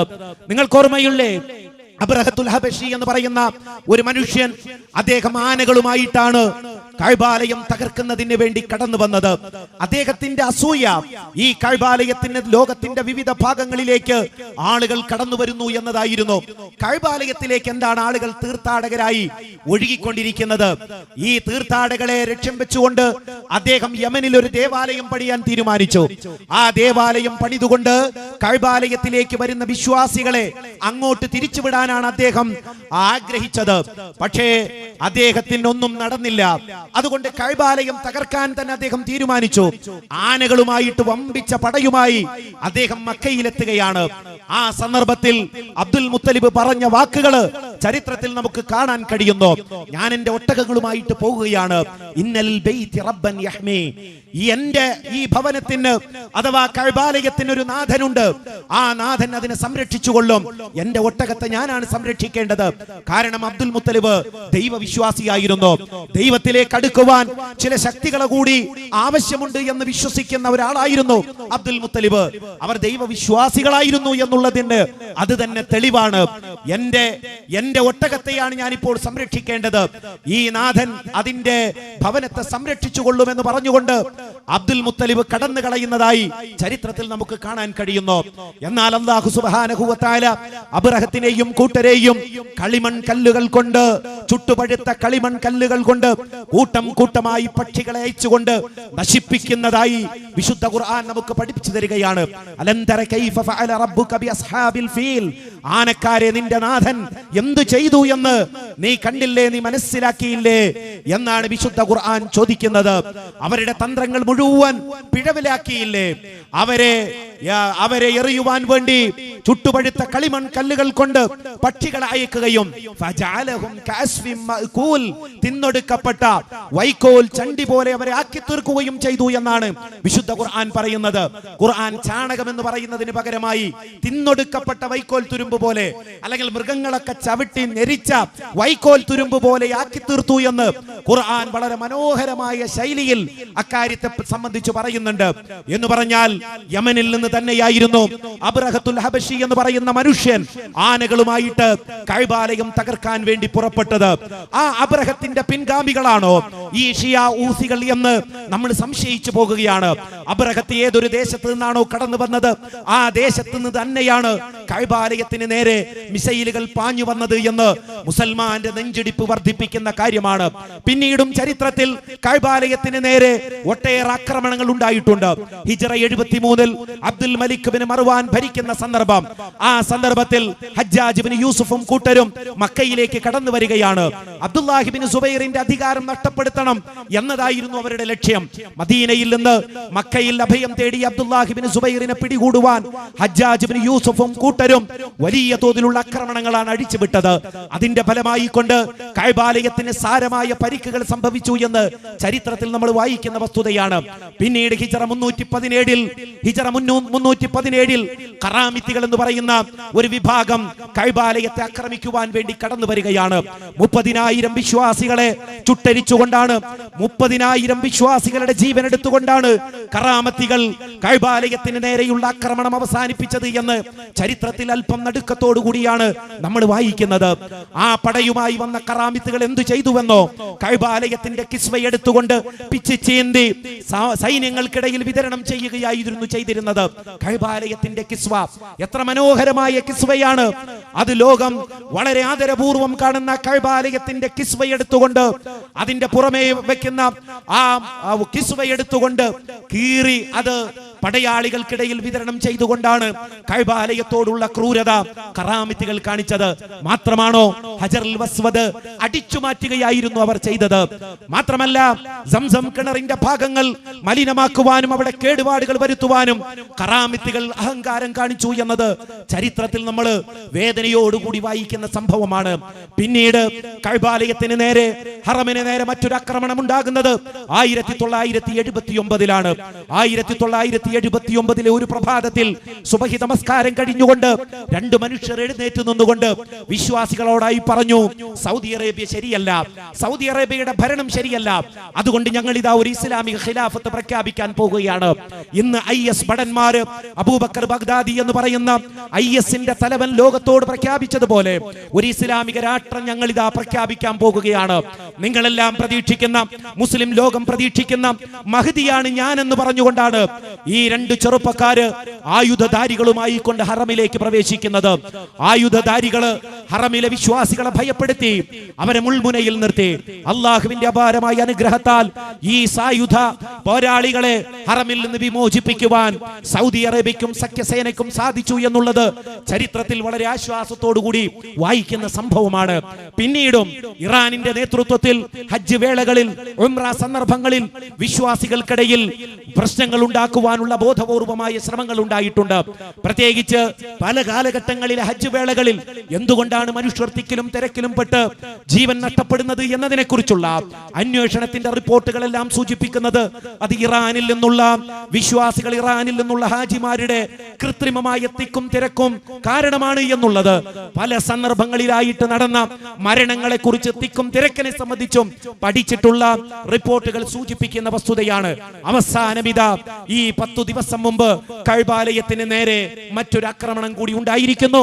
ഹൂസികൾ എന്ന് പറയുന്ന ഇറാനിലെ ഷിയ വിഭാഗത്തിന്റെ ഏറ്റവും വലിയ ആദർശം പേറുന്ന ഹൂസികളുടെ ഭാഗത്ത് നിന്നാണ് ഇങ്ങനെ കഅബാലയത്തിന് നേരെ മിസൈൽ ആക്രമണം നടത്തുന്നത്. അവർ പറഞ്ഞു, ഞങ്ങൾ മക്കയെയല്ല ലക്ഷ്യം വെച്ചത്, ഞങ്ങൾ ജിദ്ദയെയും ത്വായിഫിനെയാണ് ലക്ഷ്യം വെച്ചത്. അത് പറഞ്ഞാൽ പോലും ന്യായീകരിക്കാൻ കഴിയുന്നതാണോ വസ്തുത? ത്വായിഫിലൂടെയും മക്കയിലൂടെയും അതുപോലെ ജിദ്ദയിലൂടെയും വിശ്വാസി ലക്ഷങ്ങൾ ഉംറയ്ക്ക് വേണ്ടിയും തവാഫിന് വേണ്ടിയും എല്ലാം തന്നെ മസ്ജിദുൽ ഹറമിലേക്ക് കടന്നു വരുന്ന വഴികളാണ്. ആ വഴികളിലും അവർ ഇത്തരത്തിലുള്ള ആക്രമണങ്ങൾ നടത്തിയാൽ അത് വിശ്വാസി ലോകത്തോടുള്ള വെല്ലുവിളിയാണ്. അല്ല പറഞ്ഞു, അള്ളാഹുവിന്റെ ഭവനത്തിൽ നിന്ന് വിശ്വാസികളെ തടയുക എന്ന് പറഞ്ഞാൽ അതിനേക്കാൾ വലിയ അക്രമം ഏതാണ്? തവാഫിനായി വരുന്ന, സഈനായി കടന്നു വരുന്ന, സുജൂദിനായി കടന്നു വരുന്ന, മസ്ജിദുൽ ഹറമിൽ ഇഅ്തികാഫിരിക്കുന്നതിനായി കടന്നു വരുന്ന വിശ്വാസി ലക്ഷങ്ങളെ മിസൈൽ ആക്രമണം നടത്തിക്കൊണ്ട് ഭയപ്പെടുത്തുക എന്നത് ലോകത്തിലെ കൊടും ക്രൂരതകളിൽ ഒന്നായിട്ടാണ് ഇസ്ലാം കാണുന്നത്. ഇതിന്റെ പിന്നിൽ ആര് എന്ന് ചോദിച്ചാൽ അത് ഷിയാക്കളാണ്, ഇറാനാണ്. ഇറാൻ നേരിട്ട് ചെയ്യുന്നതിന് പകരമായി കൊണ്ട് ഗറില്ല ഗ്രൂപ്പുകളിലൂടെ ഒരു രാജ്യത്തെ ദുർബലീകരിക്കുവാൻ വേണ്ടി ശ്രമിച്ചുകൊണ്ടിരിക്കുകയാണ്. ഞാൻ പറയുന്നത് IS എന്ന് പറയുന്ന ഒന്നാമത്തെ ശത്രു, ഇസ്ലാമിന്റെ ഒന്നാമത്തെ ശത്രുവായ IS, അതുപോലെ മുസ്ലിം ലോകത്തിന്റെ, പ്രത്യേകിച്ച് സുന്നികളുടെ, സുന്നി മുസ്ലിങ്ങളുടെ, ലോകതലത്തിൽ പറയുന്നത് സുന്നി മുസ്ലിങ്ങളെന്നും ഷിയാക്കളുമെന്നുമാണ്, അതല്ലാതെ കേരളത്തിൽ പറയുന്ന സുന്നികളല്ല. ലോകതലത്തിൽ പറയുന്ന സുന്നി വിഭാഗങ്ങളുടെ ഏറ്റവും വലിയ ശത്രു എന്ന് പറയുന്നത് ഇറാനാണ്. കാരണം അവരിന്ന് താലോലിച്ചുകൊണ്ടിരിക്കുന്നത്, പാലൂട്ടിക്കൊണ്ടിരിക്കുന്നത് ജൂദായിസത്തെയാണ്. ഒരു ഭാഗത്ത് ഹറമിനെ തകർക്കുവാൻ വേണ്ടി നിൽക്കുന്ന അവർ മസ്ജിദുൽ അഖ്സായെ നിരന്തരമായി തകർക്കാൻ ശ്രമിച്ചുകൊണ്ടിരിക്കുന്ന ജൂതരുമായി ചങ്ങാത്തത്തിലാണ് എന്നുള്ളതാണ് നാം മനസ്സിലാക്കേണ്ട വളരെ പ്രധാനപ്പെട്ട ഒരു വസ്തുത. നിങ്ങൾക്കറിയുമോ, ഇപ്പോഴും മസ്ജിദുൽ അഖ്സായിലേക്ക് ഒരു മുസൽമാനെ സംബന്ധിച്ചിടത്തോളം വളരെ ലളിതമായി അങ്ങ് കടന്നുപോയി ആരാധനകൾ നിർവഹിച്ച് തിരിച്ചു വരാൻ കഴിയില്ല. അതിന്റെ ചുറ്റുഭാഗവും ജൂതപ്പട്ടാളം വലിയ തോക്കുകളുമായിട്ട് കാവലായി നിൽക്കുന്ന കാവലാളുകളായി നിൽക്കുന്ന നിൽക്കുന്ന വളരെ ഭീകരമായ ചിത്രമാണ് നമുക്ക് കാണാൻ കഴിയുന്നത്. ലോക സഞ്ചാരികൾക്ക് ഒരുപക്ഷെ അവിടേക്ക് കുറച്ചുകൂടി പ്രയാസമില്ലാതെ കടന്നു പോകാൻ കഴിയും. എന്നാൽ ഫലസ്തീനികളെ സംബന്ധിച്ചിടത്തോളം മസ്ജിദുൽ അഖ്സായിൽ കയറിക്കൊണ്ട് നമസ്കരിച്ച് തിരിച്ചു പോരുക എന്നുള്ളത് വളരെ ദുഷ്കരമായ ഒരു പ്രവർത്തനമാണ് എന്നുകൂടി ഇതിനോടൊപ്പം നമ്മൾ വായിക്കേണ്ടതുണ്ട്. എന്ന് പറഞ്ഞാൽ ലോക മുസ്ലിമീങ്ങളുടെ 3 കേന്ദ്രങ്ങളെയും ഭയപ്പെടുത്തുകയും തകർക്കുകയും തകർത്തുന്നതിന് വേണ്ടി കൂട്ടുനിൽക്കുകയും ചെയ്യുന്നത് ആര് എന്ന് ചോദിച്ചാൽ ഈ 3 വിഭാഗങ്ങളാണ്. ഒന്ന് IS ആണ്, മറ്റൊന്ന് ജൂതരാണ്, മറ്റൊന്ന് ഇറാനാണ്. മാത്രമല്ല ഇറാനിലെ ഒരു വിശേഷം നിങ്ങൾക്ക് കേൾക്കണ്ടേ? ടെഹ്റാൻ എന്ന് പറയുന്ന ഇറാനിന്റെ തലസ്ഥാനം. ആ തലസ്ഥാനത്ത് 30% വരുന്ന സുന്നി മുസ്ലിങ്ങളുണ്ട്. ആ സുന്നി മുസ്ലിങ്ങൾക്ക് ഒരു പള്ളി പോലും, ആരാധനക്കായിട്ട് പള്ളി പോലും നിർമ്മിക്കുവാനുള്ള അവകാശമില്ല, സ്വാതന്ത്ര്യമില്ല. അതുകൊണ്ട് സുന്നി മുസ്ലിങ്ങളെ പ്രത്യേകിച്ച് അഹ്വാസ് ഏരികളിൽ നിന്ന് ആട്ടിയോടിച്ചുകൊണ്ടിരിക്കുന്ന ചിത്രമാണ് നമുക്ക് കാണാൻ കഴിയുന്നത്. കാരണം അഗ്നിയാരാധകരായ പേർഷ്യക്കാരുടെ പിൻതലമുറക്കാരാണ് ഷിയാക്കൾ എന്നുള്ളതിൽ യാതൊരു സംശയവുമില്ല. മാത്രമാണോ ജൂതർ? അവിടെ 1% മാത്രമാണ് ടെഹ്റാനിൽ. ആ 1% വരുന്ന ജൂതർക്ക് വേണ്ടി 25 സെനഗോഗുകൾ ടെഹ്റാനിൽ ഉണ്ട് എന്നുള്ളത് അത്ഭുതത്തോടു കൂടിയാണ് നമ്മൾ വായിക്കേണ്ടത്.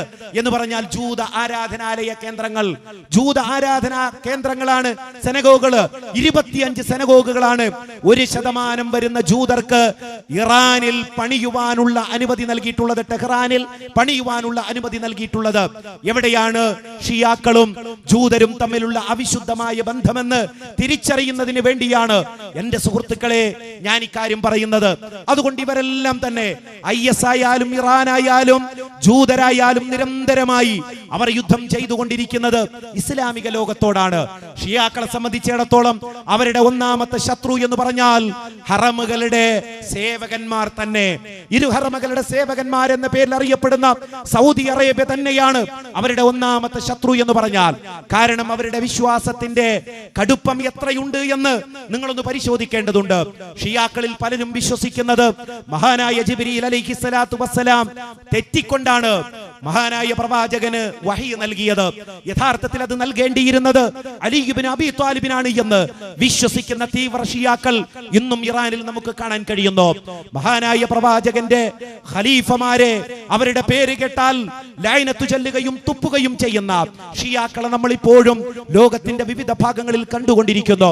അബൂബക്കർ സിദ്ദീഖ് റളിയല്ലാഹു അൻഹുവിന്റെയും ഉമർ ഇബ്നുൽ ഖത്താബ് റളിയല്ലാഹു അൻഹുവിന്റെയും ഉസ്മാൻ ഇബ്നു അഫ്ഫാൻ റളിയല്ലാഹു അൻഹുവിന്റെയും അതുപോലെ ആയിഷ ബീബി റളിയല്ലാഹു അൻഹായുടെയും പേരുകൾ കേൾക്കുമ്പോൾ വല്ലാത്ത ഒരു അമർഷത്തോടു കൂടിയാണ് ഓരോ ഷിയയും കടന്നു പോവുക എന്നുള്ളത് നാം മനസ്സിലാക്കേണ്ട വലിയ വസ്തുത തന്നെ. നോക്കൂ നിങ്ങൾ, ആരോടാണ് അവർക്ക് ഏറ്റവും വലിയ ശത്രുതയുള്ളത്?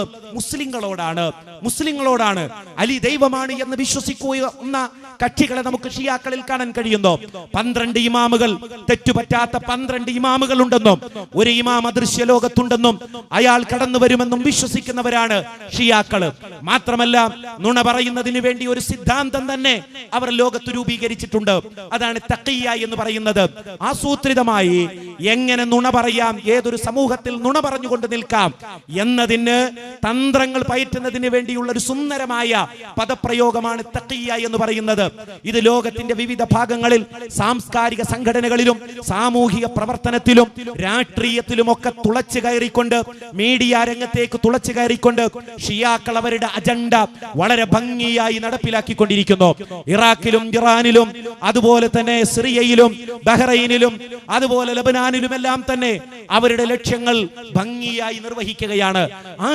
ആശയത്തിന്റെ പല ആശയങ്ങളും നമ്മുടെ കേരളക്കരയിലേക്ക് കൊണ്ടോട്ടി കൈകളിലൂടെ കടന്നു വന്നിട്ടുണ്ട് എന്നുള്ളത് നാം തിരിച്ചറിയേണ്ട വസ്തുതയാണ്. മാലപ്പാട്ടുകളിലൂടെയും മാപ്പിളപ്പാട്ടുകളിലൂടെയും എല്ലാം ഷിയ ആശയങ്ങൾ മാപ്പിള മനസ്സുകളിലേക്ക് സന്നിവേശിപ്പിക്കുവാനുള്ള ആസൂത്രിതമായ ശ്രമങ്ങൾ ഉണ്ടായിട്ടുണ്ട്. ഇന്നും ഷിയായിസത്തിന്റെ പച്ചയായ അടയാളങ്ങൾ പിൻപറ്റുന്ന വിഭാഗങ്ങളെ കേരളത്തിൽ നമുക്ക് കാണാൻ കഴിയും. ഷിയാക്കൾ എന്ന് പറയുന്നത് അവരെ സംബന്ധിച്ചിടത്തോളം മക്ക മദീന എന്ന് പറയുന്നത് അവർക്ക് 2ാം സ്ഥാനമേ ഉള്ളൂ. ഒന്നാം സ്ഥാനം ഖുമൈനിയുടെ ഖബറിടം നിലനിൽക്കുന്ന സ്ഥലമാണ്. അവിടെ തവാഫ് ചെയ്താൽ മക്കയിൽ കഅബാലയം തവാഫ് ചെയ്യുന്നതിനേക്കാൾ പുണ്യമുണ്ട് എന്ന് പ്രചരിപ്പിക്കുന്നവരാണ് ഷിയാക്കള്. ഖും, നജഫ് തുടങ്ങിയ പ്രദേശങ്ങളിൽ തവാഫിനും ആരാധനക്കും വേണ്ടി അവർ തുറന്നു കൊടുത്തിരിക്കുകയാണ്. അതുകൊണ്ട് തന്നെ ഹജ്ജിനൊന്നും അത്ര വലിയ പ്രാധാന്യം അവർ കണക്കാക്കാറില്ല. ഇക്കഴിഞ്ഞ ഹജ്ജിൽ അവർ വിട്ടുനിൽക്കുകയായിരുന്നു ചെയ്തിരുന്നത്. കാരണം സൗദി അറേബ്യയുമായിട്ടുള്ള പിണക്കം കൊണ്ട് ഹജ്ജ് കരാറിലൊന്നും ഒപ്പിടാൻ ഞങ്ങളില്ല, ഞങ്ങൾ പറയുന്ന സ്ഥലത്ത് ഞങ്ങൾക്ക് നിൽക്കണം, ഞങ്ങൾ പ്രകടനം നടത്തും, ഞങ്ങൾ ബാനർ പിടിക്കും, ഞങ്ങൾക്ക് ഇഷ്ടമുള്ളതുപോലെയായിരിക്കും ഞങ്ങൾ ഹജ്ജ് ചെയ്യുക എന്ന് വളരെ ധാർഷ്ട്യത്തോടുകൂടി അഹങ്കാരത്തോടുകൂടി സൗദി അറേബ്യയോട് പറഞ്ഞതിന്റെ പേരിൽ അവർ ഈ വർഷം അവർ കഴിഞ്ഞ ഹജ്ജിന് കരാറിൽ പോലും ഒപ്പിട്ടില്ല. അതുകൊണ്ട് ഇറാനിലെ ഹാജിമാർക്ക് ഹജ്ജ് ചെയ്യുവാൻ പോലും കഴിയാത്ത സാഹചര്യമുണ്ടായി. അത്രത്തോളം അഹങ്കാരികളാണ് ലോകത്തിലെ ഷിയാക്കൾ എന്ന് പറയുന്നത്. എന്ന് പറഞ്ഞാൽ മക്കയും മദീനയും തകർക്കുക, അധീനപ്പെടുത്തുക എന്നുള്ളതാണ് അവരുടെ ലക്ഷ്യം. അവരുടെ ഭരണം മക്കയിൽ ഉണ്ടാവണം, അവരുടെ ഭരണം മദീനയിൽ ഉണ്ടാവണം. അതുകൊണ്ട് അത് രണ്ടും ഈ പിശാചുക്കളുടെ എന്ന് പറഞ്ഞാൽ അവരുടെ ഭാഷയിൽ പിശാചുക്കളുടെ കൈകളിൽ നിന്ന് അവ വിമോചിപ്പിക്കണമെന്ന ലക്ഷ്യത്തോടു കൂടിയാണ് ഷിയാക്കൾ പ്രവർത്തിച്ചു കൊണ്ടിരിക്കുന്നത്. നമ്മുടെ കേരളക്കരയിലും അതുപോലുള്ള ആശയങ്ങൾ പേറുന്ന ആളുകളുണ്ട്. എവിടുന്നോ കിട്ടിയ ഒരു മുടിക്ക് കെട്ടിടമുണ്ടാക്കുകയും ആ മുടിവെള്ളം വിറ്റുകൊണ്ട് കോടികൾ സമ്പാദിക്കുകയും അതിന്റെ പേരിൽ സാമൂഹിക സാംസ്കാരിക വിദ്യാഭ്യാസ പ്രവർത്തനം നടത്തുകയും ചെയ്യുന്ന ഒരു മുസ്ലിയാരെ കുറിച്ച് മുസ്ലിം കേരളം വളരെ ആകുലതയോടുകൂടിയാണ്, ഉത്കണ്ഠയോടുകൂടിയാണ് വായിക്കുന്നതും മനസ്സിലാക്കുകയും ചെയ്യുന്നത്. അദ്ദേഹവും പറയാതെ പറഞ്ഞുകൊണ്ടിരിക്കുന്നത്, എന്തിനാണ് നിങ്ങൾ മക്കയിൽ പോകുന്നത്, എന്തിനാണ് നിങ്ങൾ മദീനയിൽ പോകുന്നത്, നിങ്ങൾക്ക് ഇവിടെ ആരാധിക്കുവാൻ, നിങ്ങൾക്ക് ഇവിടെ ബറക്കത്ത് ലഭിക്കുവാൻ ഇവിടെ തന്നെ കേന്ദ്രങ്ങൾ ഉണ്ടായിരിക്കേ എന്ന ഷിയാക്കളുടെ ആശയങ്ങളാണ് പച്ചയായി ഇവിടെ പറയുവാൻ വേണ്ടി ശ്രമിച്ചുകൊണ്ടിരിക്കുന്നത്. അതുകൊണ്ട് തന്നെ അതിനെ എതിർക്കുന്ന മുജാഹിദ് പ്രസ്ഥാനമാണ് ഇവിടുത്തെ ഷിയാക്കളുടെയും സൂഫികളുടെയും ഒന്നാം നമ്പർ ശത്രു എന്ന് ഞാനും നിങ്ങളും മനസ്സിലാക്കേണ്ടതുണ്ട്. എന്തുകൊണ്ടാണ് സലഫി പ്രസ്ഥാനത്തിനെതിരെ, മുജാഹിദ് പ്രസ്ഥാനത്തിനെതിരെ ഇവിടെയുള്ള സൂഫികളും ഷീകളും അതുപോലെ കെട്ട വിശ്വാസം പേറുന്ന ആളുകളും ഉറഞ്ഞു തുള്ളിക്കൊണ്ടിരിക്കുന്നത് എന്ന ചോദ്യത്തിനുള്ള ഒന്നാമത്തെ ഉത്തരം, ഇവിടെ കേരള മുസ്ലിങ്ങളുടെ ഭദ്രമായ ഒരു ചരിത്രമുണ്ട്, ഒരു നവോത്ഥാനത്തിന്റെ ചരിത്രമുണ്ട്. സനാഉള്ള മക്തി തങ്ങൾ തുടങ്ങിക്കൊണ്ട് വക്കം മൗലവിയും കെ.എം. സിദി സാഹിബും മുഹമ്മദ് അബ്ദുറഹിമാൻ സാഹിബും കെ.എം. മൗലവിയും അതുപോലെ തന്നെ MCC സഹോദരങ്ങളും അതുപോലെ ഈ മൊയ്ദ് മൗലവിയും എല്ലാം തന്നെ പണിതിട്ടുള്ള അടിത്തറ പണിതിട്ടുള്ള ഒരു നവോത്ഥാനത്തിന്റെ ചരിത്രം ഇവിടെ ഉണ്ട്. ആ നവോത്ഥാനത്തിന്റെ ചരിത്രം ഇവിടെ നിലനിൽക്കുന്നിടത്തോളം കാലം യാഥാസ്ഥിക വിഭാഗങ്ങൾക്ക് തലപൊക്കുവാൻ സാധ്യമല്ല എന്നതുകൊണ്ടാണ് ഇവിടെ ഇസ്ലാമിന് നേരെ, ഇസ്ലാഹി പ്രസ്ഥാനത്തിന് നേരെ, മുജാഹിദ് പ്രസ്ഥാനത്തിന് നേരെ ഇസ്ലാം വിരുദ്ധ ലോബികളുമായി ചേർന്നുകൊണ്ട് ഒളിഞ്ഞും തെളിഞ്ഞും ആക്രമണങ്ങൾ നടത്തിക്കൊണ്ടിരിക്കുന്നത്. മുജാഹിദ് പ്രസ്ഥാനം എന്ത് തെറ്റാണ് ഈ രാജ്യത്തെ മുസ്ലിങ്ങളോട്, കേരളത്തിലെ മുസ്ലിങ്ങളോട് ചെയ്തത് എന്ന് ആത്മാർത്ഥമായി നെഞ്ചത്ത് കൈവച്ചുകൊണ്ട് ഇതിന്റെ എതിരാളികളാണ് ഉത്തരം കണ്ടെത്തേണ്ടത്. ഒരു കാലഘട്ടത്തിൽ മുസ്ലിം സമൂഹം പിന്നാക്കക്കാരായിക്കൊണ്ട് ഇരുളിന്റെ ഇരുട്ടറകളിൽ വഴിയറിയാതെ ഉഴറിയിരുന്ന ഒരു കാലഘട്ടത്തിൽ എഴുത്തും വായനയിലേക്കും മുസ്ലിം കേരളത്തെ പിടിച്ചുകൊണ്ടുവന്നു എന്നതാണോ മുസ്ലിങ്ങളോട് മുജാഹിദ് പ്രസ്ഥാനം ചെയ്ത തെറ്റ്? ഇംഗ്ലീഷ് ഭാഷയറിയാതെ നട്ടം തിരിഞ്ഞിരുന്ന ഒരു സമൂഹത്തെ ഇംഗ്ലീഷ് ഭാഷ പഠിക്കുന്നതിലേക്കും അത് പ്രയോഗിക്കുന്നതിലേക്കും അതുകൊണ്ട് ജീവിതത്തിനുള്ള വഴികൾ കണ്ടെത്തുന്നതിലേക്കും മുസ്ലിം സമൂഹത്തെ വളർത്തിയെടുത്തു എന്നതാണോ മുജാഹിദുകൾ കേരളക്കരയോട് ചെയ്ത തെറ്റ് എന്ന് പറയുന്നത്? അക്ഷരങ്ങളോടും അതുപോലെ തന്നെ അക്ഷരവിദ്യയോടും പള്ളിയോടും പള്ളിക്കൂടങ്ങളോടും സമരം ചെയ്തിരുന്ന, അതിനോട് പുറംതിരിഞ്ഞു നിന്നിരുന്ന ഒരു യാഥാസ്ഥിക വിഭാഗത്തെ ഇന്ന് പ്രൊഫഷണൽ സ്ഥാപനങ്ങളിലേക്കും IT പോലുള്ള വലിയ വലിയ കേന്ദ്രങ്ങളിലേക്കും ഉയർത്തി വളർത്തിയെടുത്തതാണോ കേരളത്തിലെ മുജാഹിദുകൾ കേരളക്കരയോട് ചെയ്ത തെറ്റ് എന്ന് പറയുന്നത്? അടുക്കളയിലെ കരിപുരണ്ട ലോകത്ത് ജീവിതം ഹോമിക്കാനുള്ളതാണ് എന്ന് കരുതിയിരുന്ന സ്ത്രീവർഗത്തെ, പെൺവർഗത്തെ തട്ടമിട്ടുകൊണ്ട് മാന്യമായ വസ്ത്രവും സംസ്കാരവും പഠിപ്പിച്ചു കൊടുത്തുകൊണ്ട് സമൂഹത്തിലേക്ക് കൊണ്ടുവന്ന് നമ്മുടെ ഉമ്മമാരാക്കി പങ്ങന്മാരാക്കി എന്നുള്ളതാണോ കേരളത്തിലെ മുജാഹിദുകൾ കേരളത്തോട് ചെയ്ത തെറ്റ് എന്ന് പറയുന്നത്? ഒരു കാലഘട്ടത്തിൽ പള്ളികളിൽ ഇരുന്നു കൊണ്ട് ഉറക്കം തൂങ്ങിയിരുന്ന സന്ദർഭത്തിൽ അവർക്ക് ഖുതുബയുടെ അർത്ഥമെന്ത് എന്ന് പഠിപ്പിച്ചു കൊടുത്തതാണോ കേരളത്തിലെ മുജാഹിദുകൾ ഈ കേരളക്കരയോട് ചെയ്ത തെറ്റ് എന്ന് പറയുന്നത്? അതുപോലെ തന്നെ ഈദ്ഗാഹുകൾ നടത്തിക്കൊണ്ട് പ്രവാചകന്റെ സുന്നത്തുകൾ ജീവിപ്പിക്കുവാൻ വേണ്ടി പണിപ്പെട്ടു എന്നുള്ളതാണോ കേരളത്തിലെ മുജാഹിദുകൾ ഇവിടെ ചെയ്ത തെറ്റ് എന്ന് പറയുന്നത്?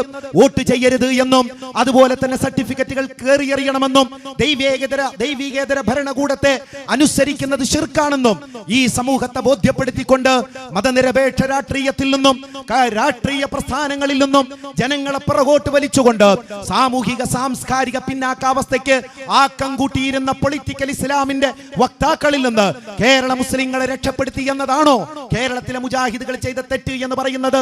മുഹമ്മദ് അബ്ദുറഹിമാൻ സാഹിബും KMCD സാഹിബും എല്ലാം തന്നെ മതനിരപേക്ഷതയുടെ രാഷ്ട്രീയത്തിൽ ഊന്നിക്കൊണ്ട് കേരള മുസ്ലിമീങ്ങളുടെ സർവ്വതോന്മുഖമായ ഉണർവിനും വികാസത്തിനും വേണ്ടി രാഷ്ട്രീയ പ്രവർത്തനം നടത്തി എന്നുള്ളതാണോ മുജാഹിദുകൾ കേരളക്കരയോട് ചെയ്ത തെറ്റ് എന്ന് പറയുന്നത്?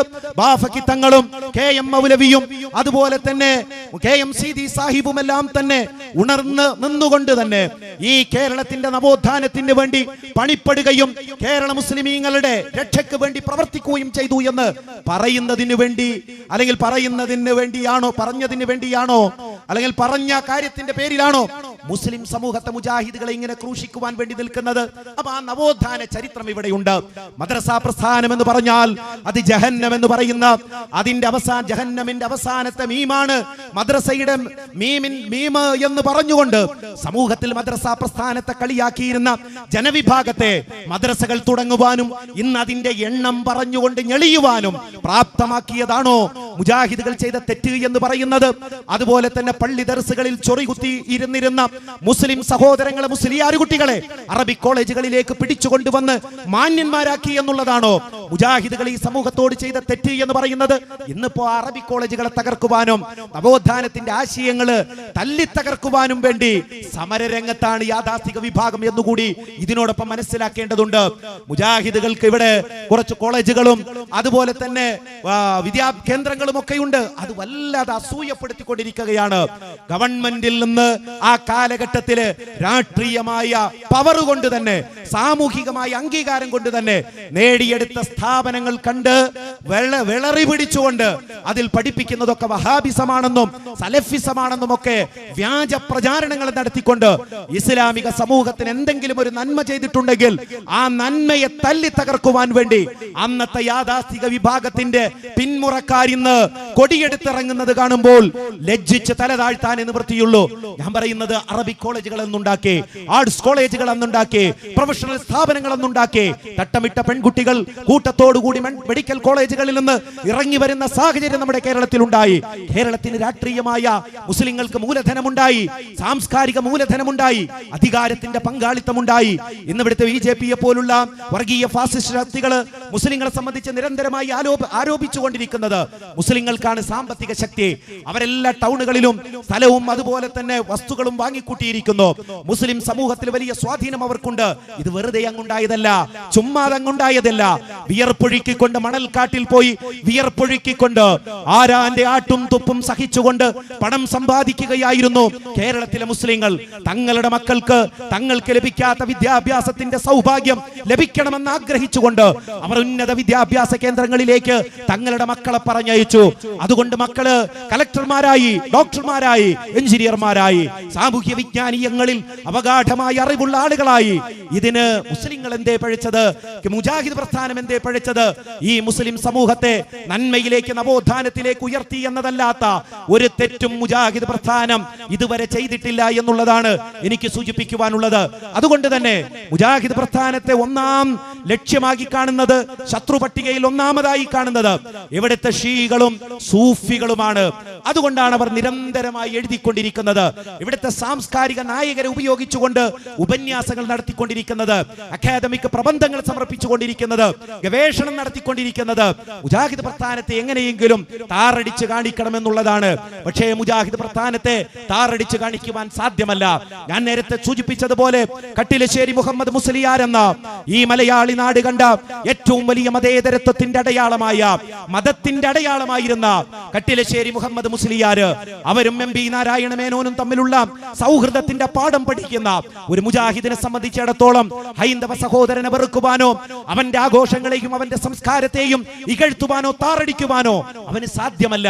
എന്റെ ആഘോഷത്തിന് ഞാൻ വില കൽപ്പിക്കുന്നത് പോലെ, എന്റെ സംസ്കാരത്തിന് ഞാൻ വില കൽപ്പിക്കുന്നത് പോലെ, എന്റെ വിശ്വാസത്തിന് ഞാൻ വില കൽപ്പിക്കുന്നത് പോലെ അവരെന്റെ മതത്തിനും വിശ്വാസത്തിനും ആഘോഷത്തിനും അവനും വില കൽപ്പിക്കുവാനും അതിനനുസരിച്ച് അവന് നീങ്ങുവാനും നടത്തുവാനുമുള്ള സ്വാതന്ത്ര്യമുണ്ട് എന്ന് ന്യായമായും വിശ്വസിക്കുന്നവനാണ് ഒരു മുജാഹിദ് എന്ന് പറയുന്നത്.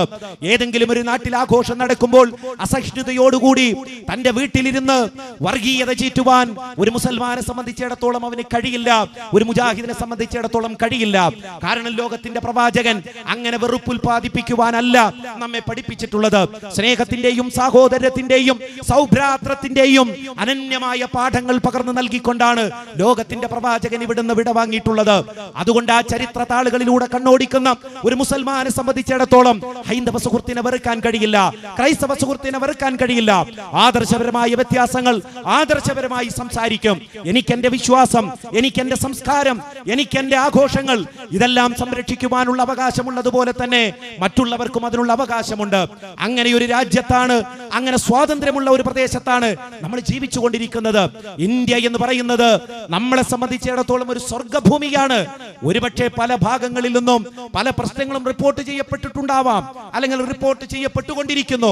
വാസ്തവമാണ്, ഇവിടുത്തെ ദലിത് മുസ്ലിം ന്യൂനപക്ഷങ്ങളെ തമസ്കരിക്കുവാനും ചിത്രീകരിക്കുവാനും ആസൂത്രിതമായി വർഗീയ ഫാസിസ്റ്റ് ശക്തികൾ ശ്രമിച്ചുകൊണ്ടിരിക്കുകയാണ്.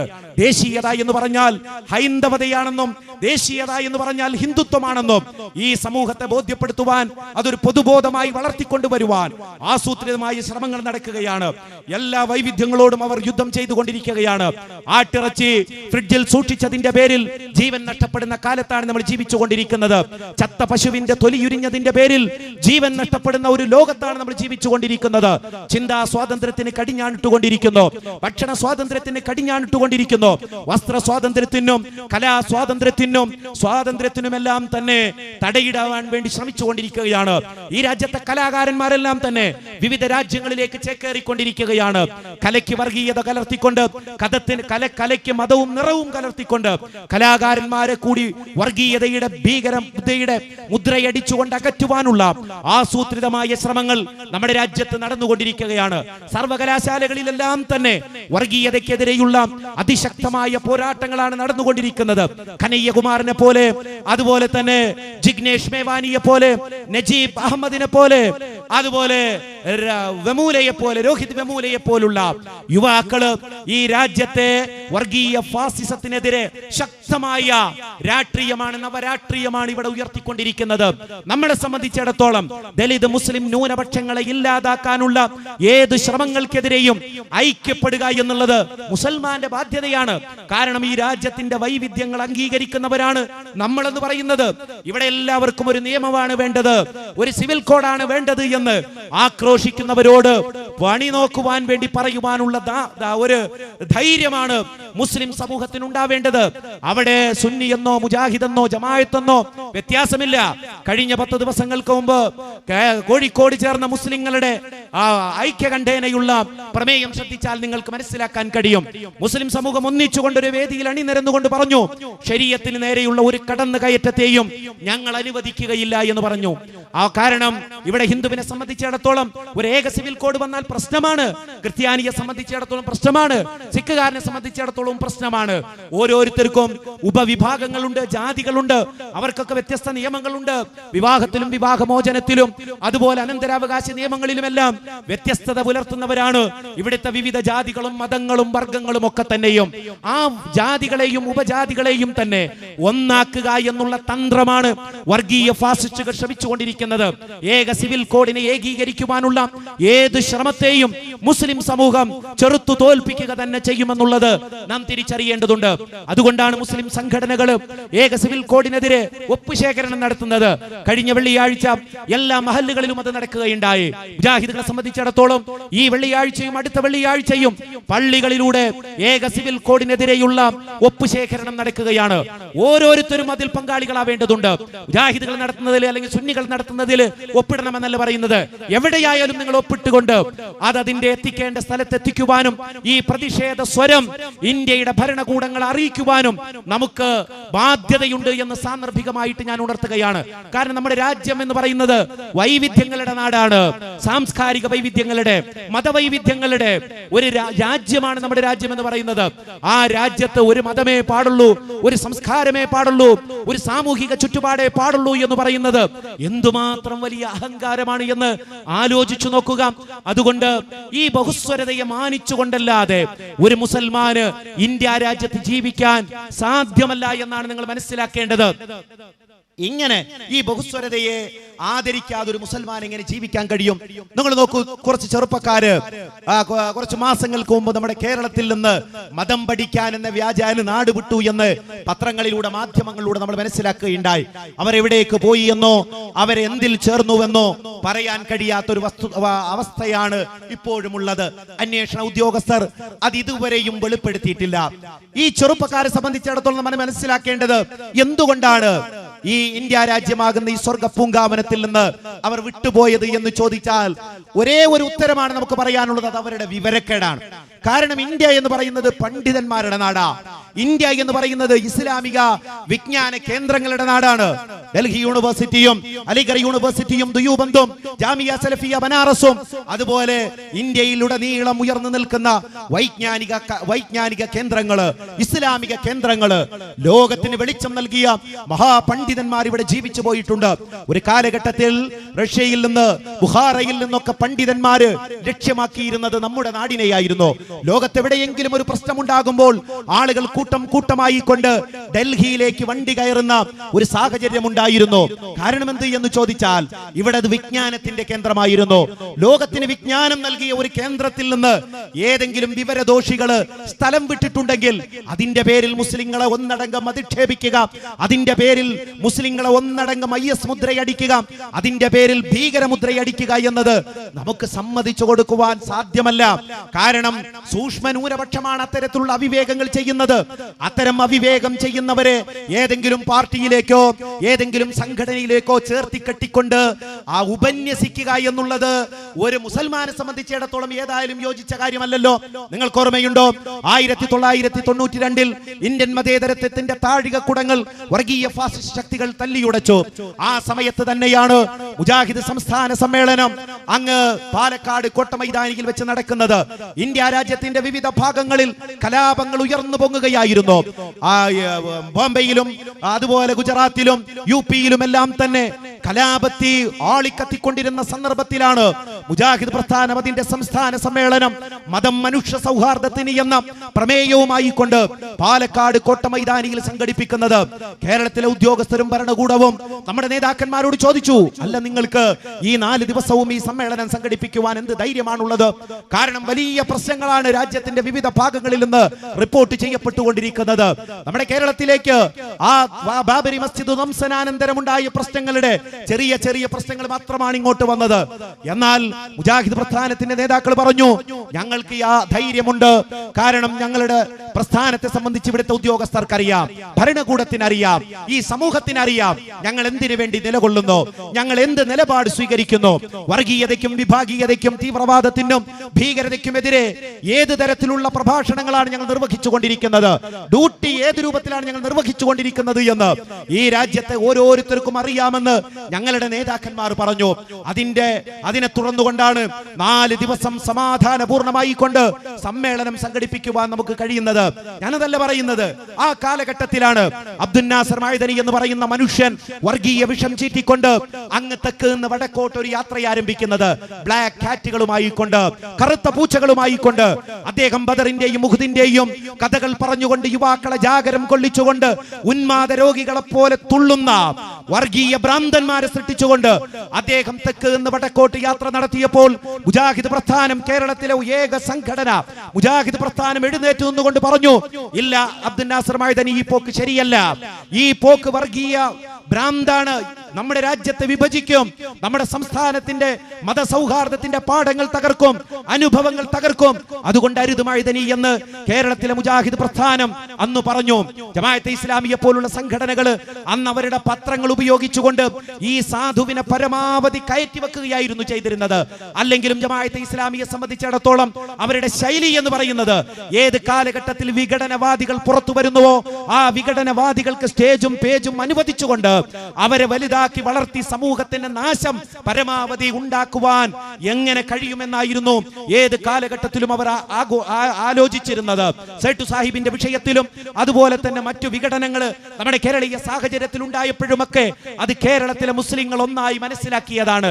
നോക്കൂ നിങ്ങൾ, അദ്ദേഹത്തിന്റെ ബ്ലാക്ക് കാറ്റുകളുടെയും അദ്ദേഹം പോകുന്ന സ്ഥലങ്ങളിലെ ജനസാഗരത്തിന്റെയും വിവരണങ്ങൾ പറഞ്ഞുകൊണ്ട് മാധ്യമം ഉലക്കമുക്കി എഴുതുകയായിരുന്നു. അവസാനം ആ സാധു ജയിലിലെത്തിയ ഉടനെ തന്നെ മാധ്യമം എന്താ ചെയ്തത്? അയാളെ വിമോചിപ്പിക്കുന്നതിന് വേണ്ടി ഒരു സംഘടന ഉണ്ടാക്കി.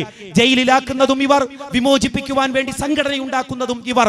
നോക്കൂ നിങ്ങൾ, ഇത്രത്തോളം വലിയ ദുഷ്ട മനസ്സോടുകൂടിയായിരുന്നു അന്ന് പ്രവർത്തിച്ചിരുന്നത്. അതിന്റെ ദുരന്തം കേരളത്തിലെ മുസ്ലിങ്ങൾ അനുഭവിച്ചു. ആരെങ്കിലും പറഞ്ഞോ അന്ന്? ആരെങ്കിലും പറഞ്ഞോ അബ്ദുൽ നാസർ മഅദനി അങ്ങ് ഫൈസാബാദിലെ അതല്ലെങ്കിൽ ജാമിയ നൂരിയയിലെ വിദ്യാ കേന്ദ്രത്തിൽ പഠിച്ച ഒരു സുന്നി തീവ്രവാദിയാണ് എന്ന് ആരെങ്കിലും പറഞ്ഞോ? ആരും പറഞ്ഞില്ല. മുജാഹിദുകൾ അങ്ങനെ പറയില്ല. ഇവിടെ തടിയന്റെ ഇവിടെ നസീറിനെ പിടികൂടിയപ്പോൾ ആരെങ്കിലും പറഞ്ഞു അതൊരു സുന്നി തീവ്രവാദിയാണ് അല്ലെങ്കിൽ ജമാഅത്തി തീവ്രവാദിയാണ് എന്ന് പറഞ്ഞു? അതൊരു ശൈലിയല്ല, മുജാഹിദുകളുടെ ശൈലിയല്ല. ക്രിമിനലുകൾ തെറ്റ് ചെയ്തവർ ആരായാലും അവര് സൂക്ഷ്മ ന്യൂനപക്ഷമാണ്, ചെറിയ ഒരു വിഭാഗമാണ്. ഇവിടെ സുന്നി വിഭാഗങ്ങൾ എന്തിനു വേണ്ടി പ്രവർത്തിക്കുന്നു എന്ന് നല്ല ബോധമുള്ളവരാണ് മുജാഹിദുകൾ. ആദർശപരമായി ഒരുപാട് വ്യതിരേകതകളും വ്യത്യസ്തതകളും ഉണ്ടായേക്കാം. പക്ഷേ സുന്നി പ്രസ്ഥാനം ഇവിടെ പ്രവർത്തിക്കുന്നത് അവരുടെ ശൈലി എന്ത് എന്നുള്ളത് മുജാഹിദ് പ്രസ്ഥാനത്തെ സംബന്ധിച്ചിടത്തോളം അറിയാം. അതുപോലെ മുജാഹിദ് പ്രസ്ഥാനം എന്തിനു വേണ്ടി പ്രവർത്തിക്കുന്നു എന്നുള്ളത് ഇവിടുത്തെ സുന്നികൾക്കും അറിയാം. അത് അബ്ദുൽ വഹാബിന്റെ ആളുകളാണ്, ഇബ്നു തൈമിയയുടെ ആളുകളാണ്, വഹാബികളാണ്, സലഫികളാണ്. അവർ സുന്നികളെയൊക്കെ കൊല്ലണമെന്നാണ് പഠിപ്പിക്കുന്നത്. അങ്ങനെ മുജാഹിദുകളെങ്ങാനും ഇവിടുത്തെ മദ്രസകളിൽ പഠിപ്പിച്ചിരുന്നുവെങ്കിൽ എന്തായിരിക്കും അവസ്ഥ? അങ്ങനെ പഠിപ്പിച്ചോ? ഇല്ല. സഹിഷ്ണുതയുടെയും സാഹോദര്യത്തിന്റെയും പാഠങ്ങളാണ് മുജാഹിദുകൾ മദ്രസകളിലും അറബി കോളേജുകളിലും ഈ മനുഷ്യർക്ക് പഠിപ്പിച്ചിട്ടുള്ളത്. മാത്രമല്ല, സൗദി അറേബ്യയെ പ്രതിസ്ഥാനത്ത് നിർത്തുവാൻ വേണ്ടി സാമ്രാജ്യത്വ ശക്തികൾ ഉണ്ടാക്കിയിട്ടുള്ള വ്യാജമായ ചരിത്രം അപ്പടി ഭാഷാന്തരം ചെയ്തുകൊണ്ട് കേരളീയ സമൂഹത്തിൽ പ്രചരിപ്പിക്കുകയായിരുന്നു യാഥാസ്ഥിക വിഭാഗം ചെയ്തത്. അതാണ് സൂഫിസത്തിന്റെ വിജയം എന്ന് പറയുന്നത്. യാഥാസ്ഥികത ഇവിടെ പ്രചരിപ്പിക്കുവാൻ വേണ്ടി ഷിയാക്കളും അവരുടേതായ പണികൾ ചെയ്തുകൊണ്ടിരിക്കുന്നു. കാരണം ഷിയാക്കൾ എന്ന് പറയുന്ന നേരത്തെ പറഞ്ഞതുപോലെ കേരളവുമായി വലിയ ബന്ധമുള്ളവരാണ്. സൂഫികളും ഷിയാക്കളും ഒക്കെ റബീഉൽ അവ്വൽ വരുമ്പോൾ നമ്മുടെ കേരളക്കരയിലേക്ക് പാഞ്ഞെടുക്കുന്നതായിട്ട് കാണാൻ കഴിയുന്നു. വട്ടപ്പാട്ടുകളും തൊപ്പിപ്പാട്ടുകളും കുപ്പിപ്പാട്ടുകളും ഒക്കെയായി അതിന്റെ മോഡേൺ രൂപങ്ങളുമായിട്ടാണ് ഇപ്പോൾ സൂഫി പാട്ടുകാർ നമ്മുടെ കേരളക്കരയിലേക്ക് വന്നുകൊണ്ടിരിക്കുന്നത്. കേരളത്തിൽ തന്നെ സൂഫി ആശയങ്ങളും ഷീ ആശയങ്ങളും വ്യത്യസ്തമായ രൂപത്തിൽ പ്രചരിപ്പിക്കുന്നതിന് വേണ്ടി സാംസ്കാരിക സംഘടനകൾ വരെ ഉണ്ടാക്കിക്കൊണ്ട് ഇപ്പോൾ പ്രവർത്തിച്ചു കൊണ്ടിരിക്കുന്നുണ്ട്. അവരാണ് വഹാബി എന്ന് പറഞ്ഞുകൊണ്ടും സലഫി എന്ന് പറഞ്ഞുകൊണ്ടും മുജാഹിദ് എന്ന് പറഞ്ഞുകൊണ്ടും ആളുകളെ പേടിപ്പിക്കുവാൻ വേണ്ടി പരിശ്രമിച്ചു കൊണ്ടിരിക്കുന്നത്.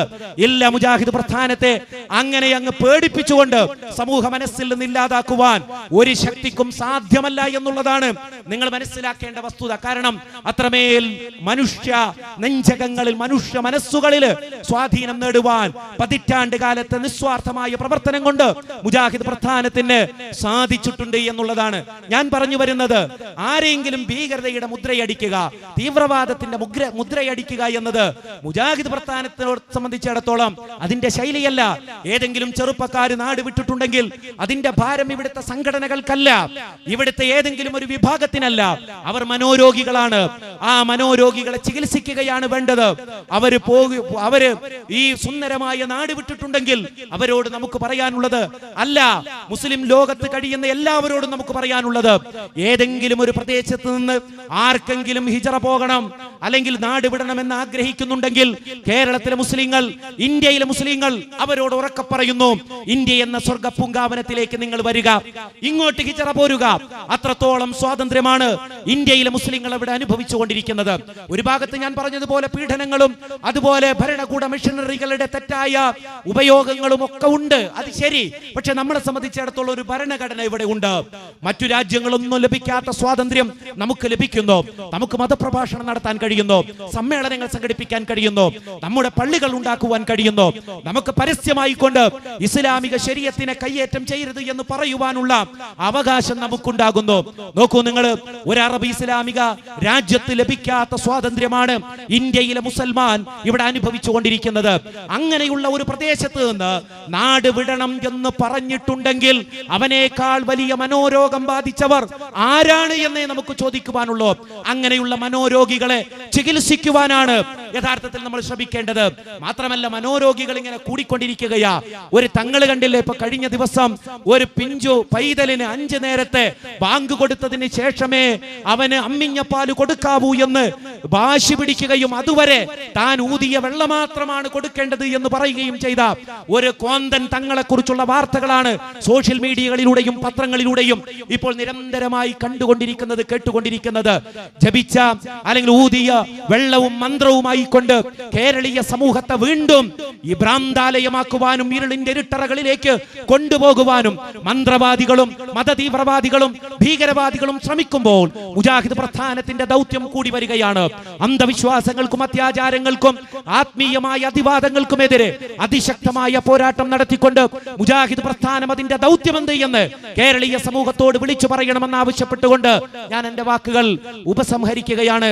അല്ലാഹുമ്മ സല്ലി വസല്ലിം അലാ റസൂലിക വഅബ്ദിക മുഹമ്മദ് വആലിഹി വസഹ്ബിഹി അജ്മഈൻ വൽഹംദുലില്ലാഹി റബ്ബിൽ ആലമീൻ.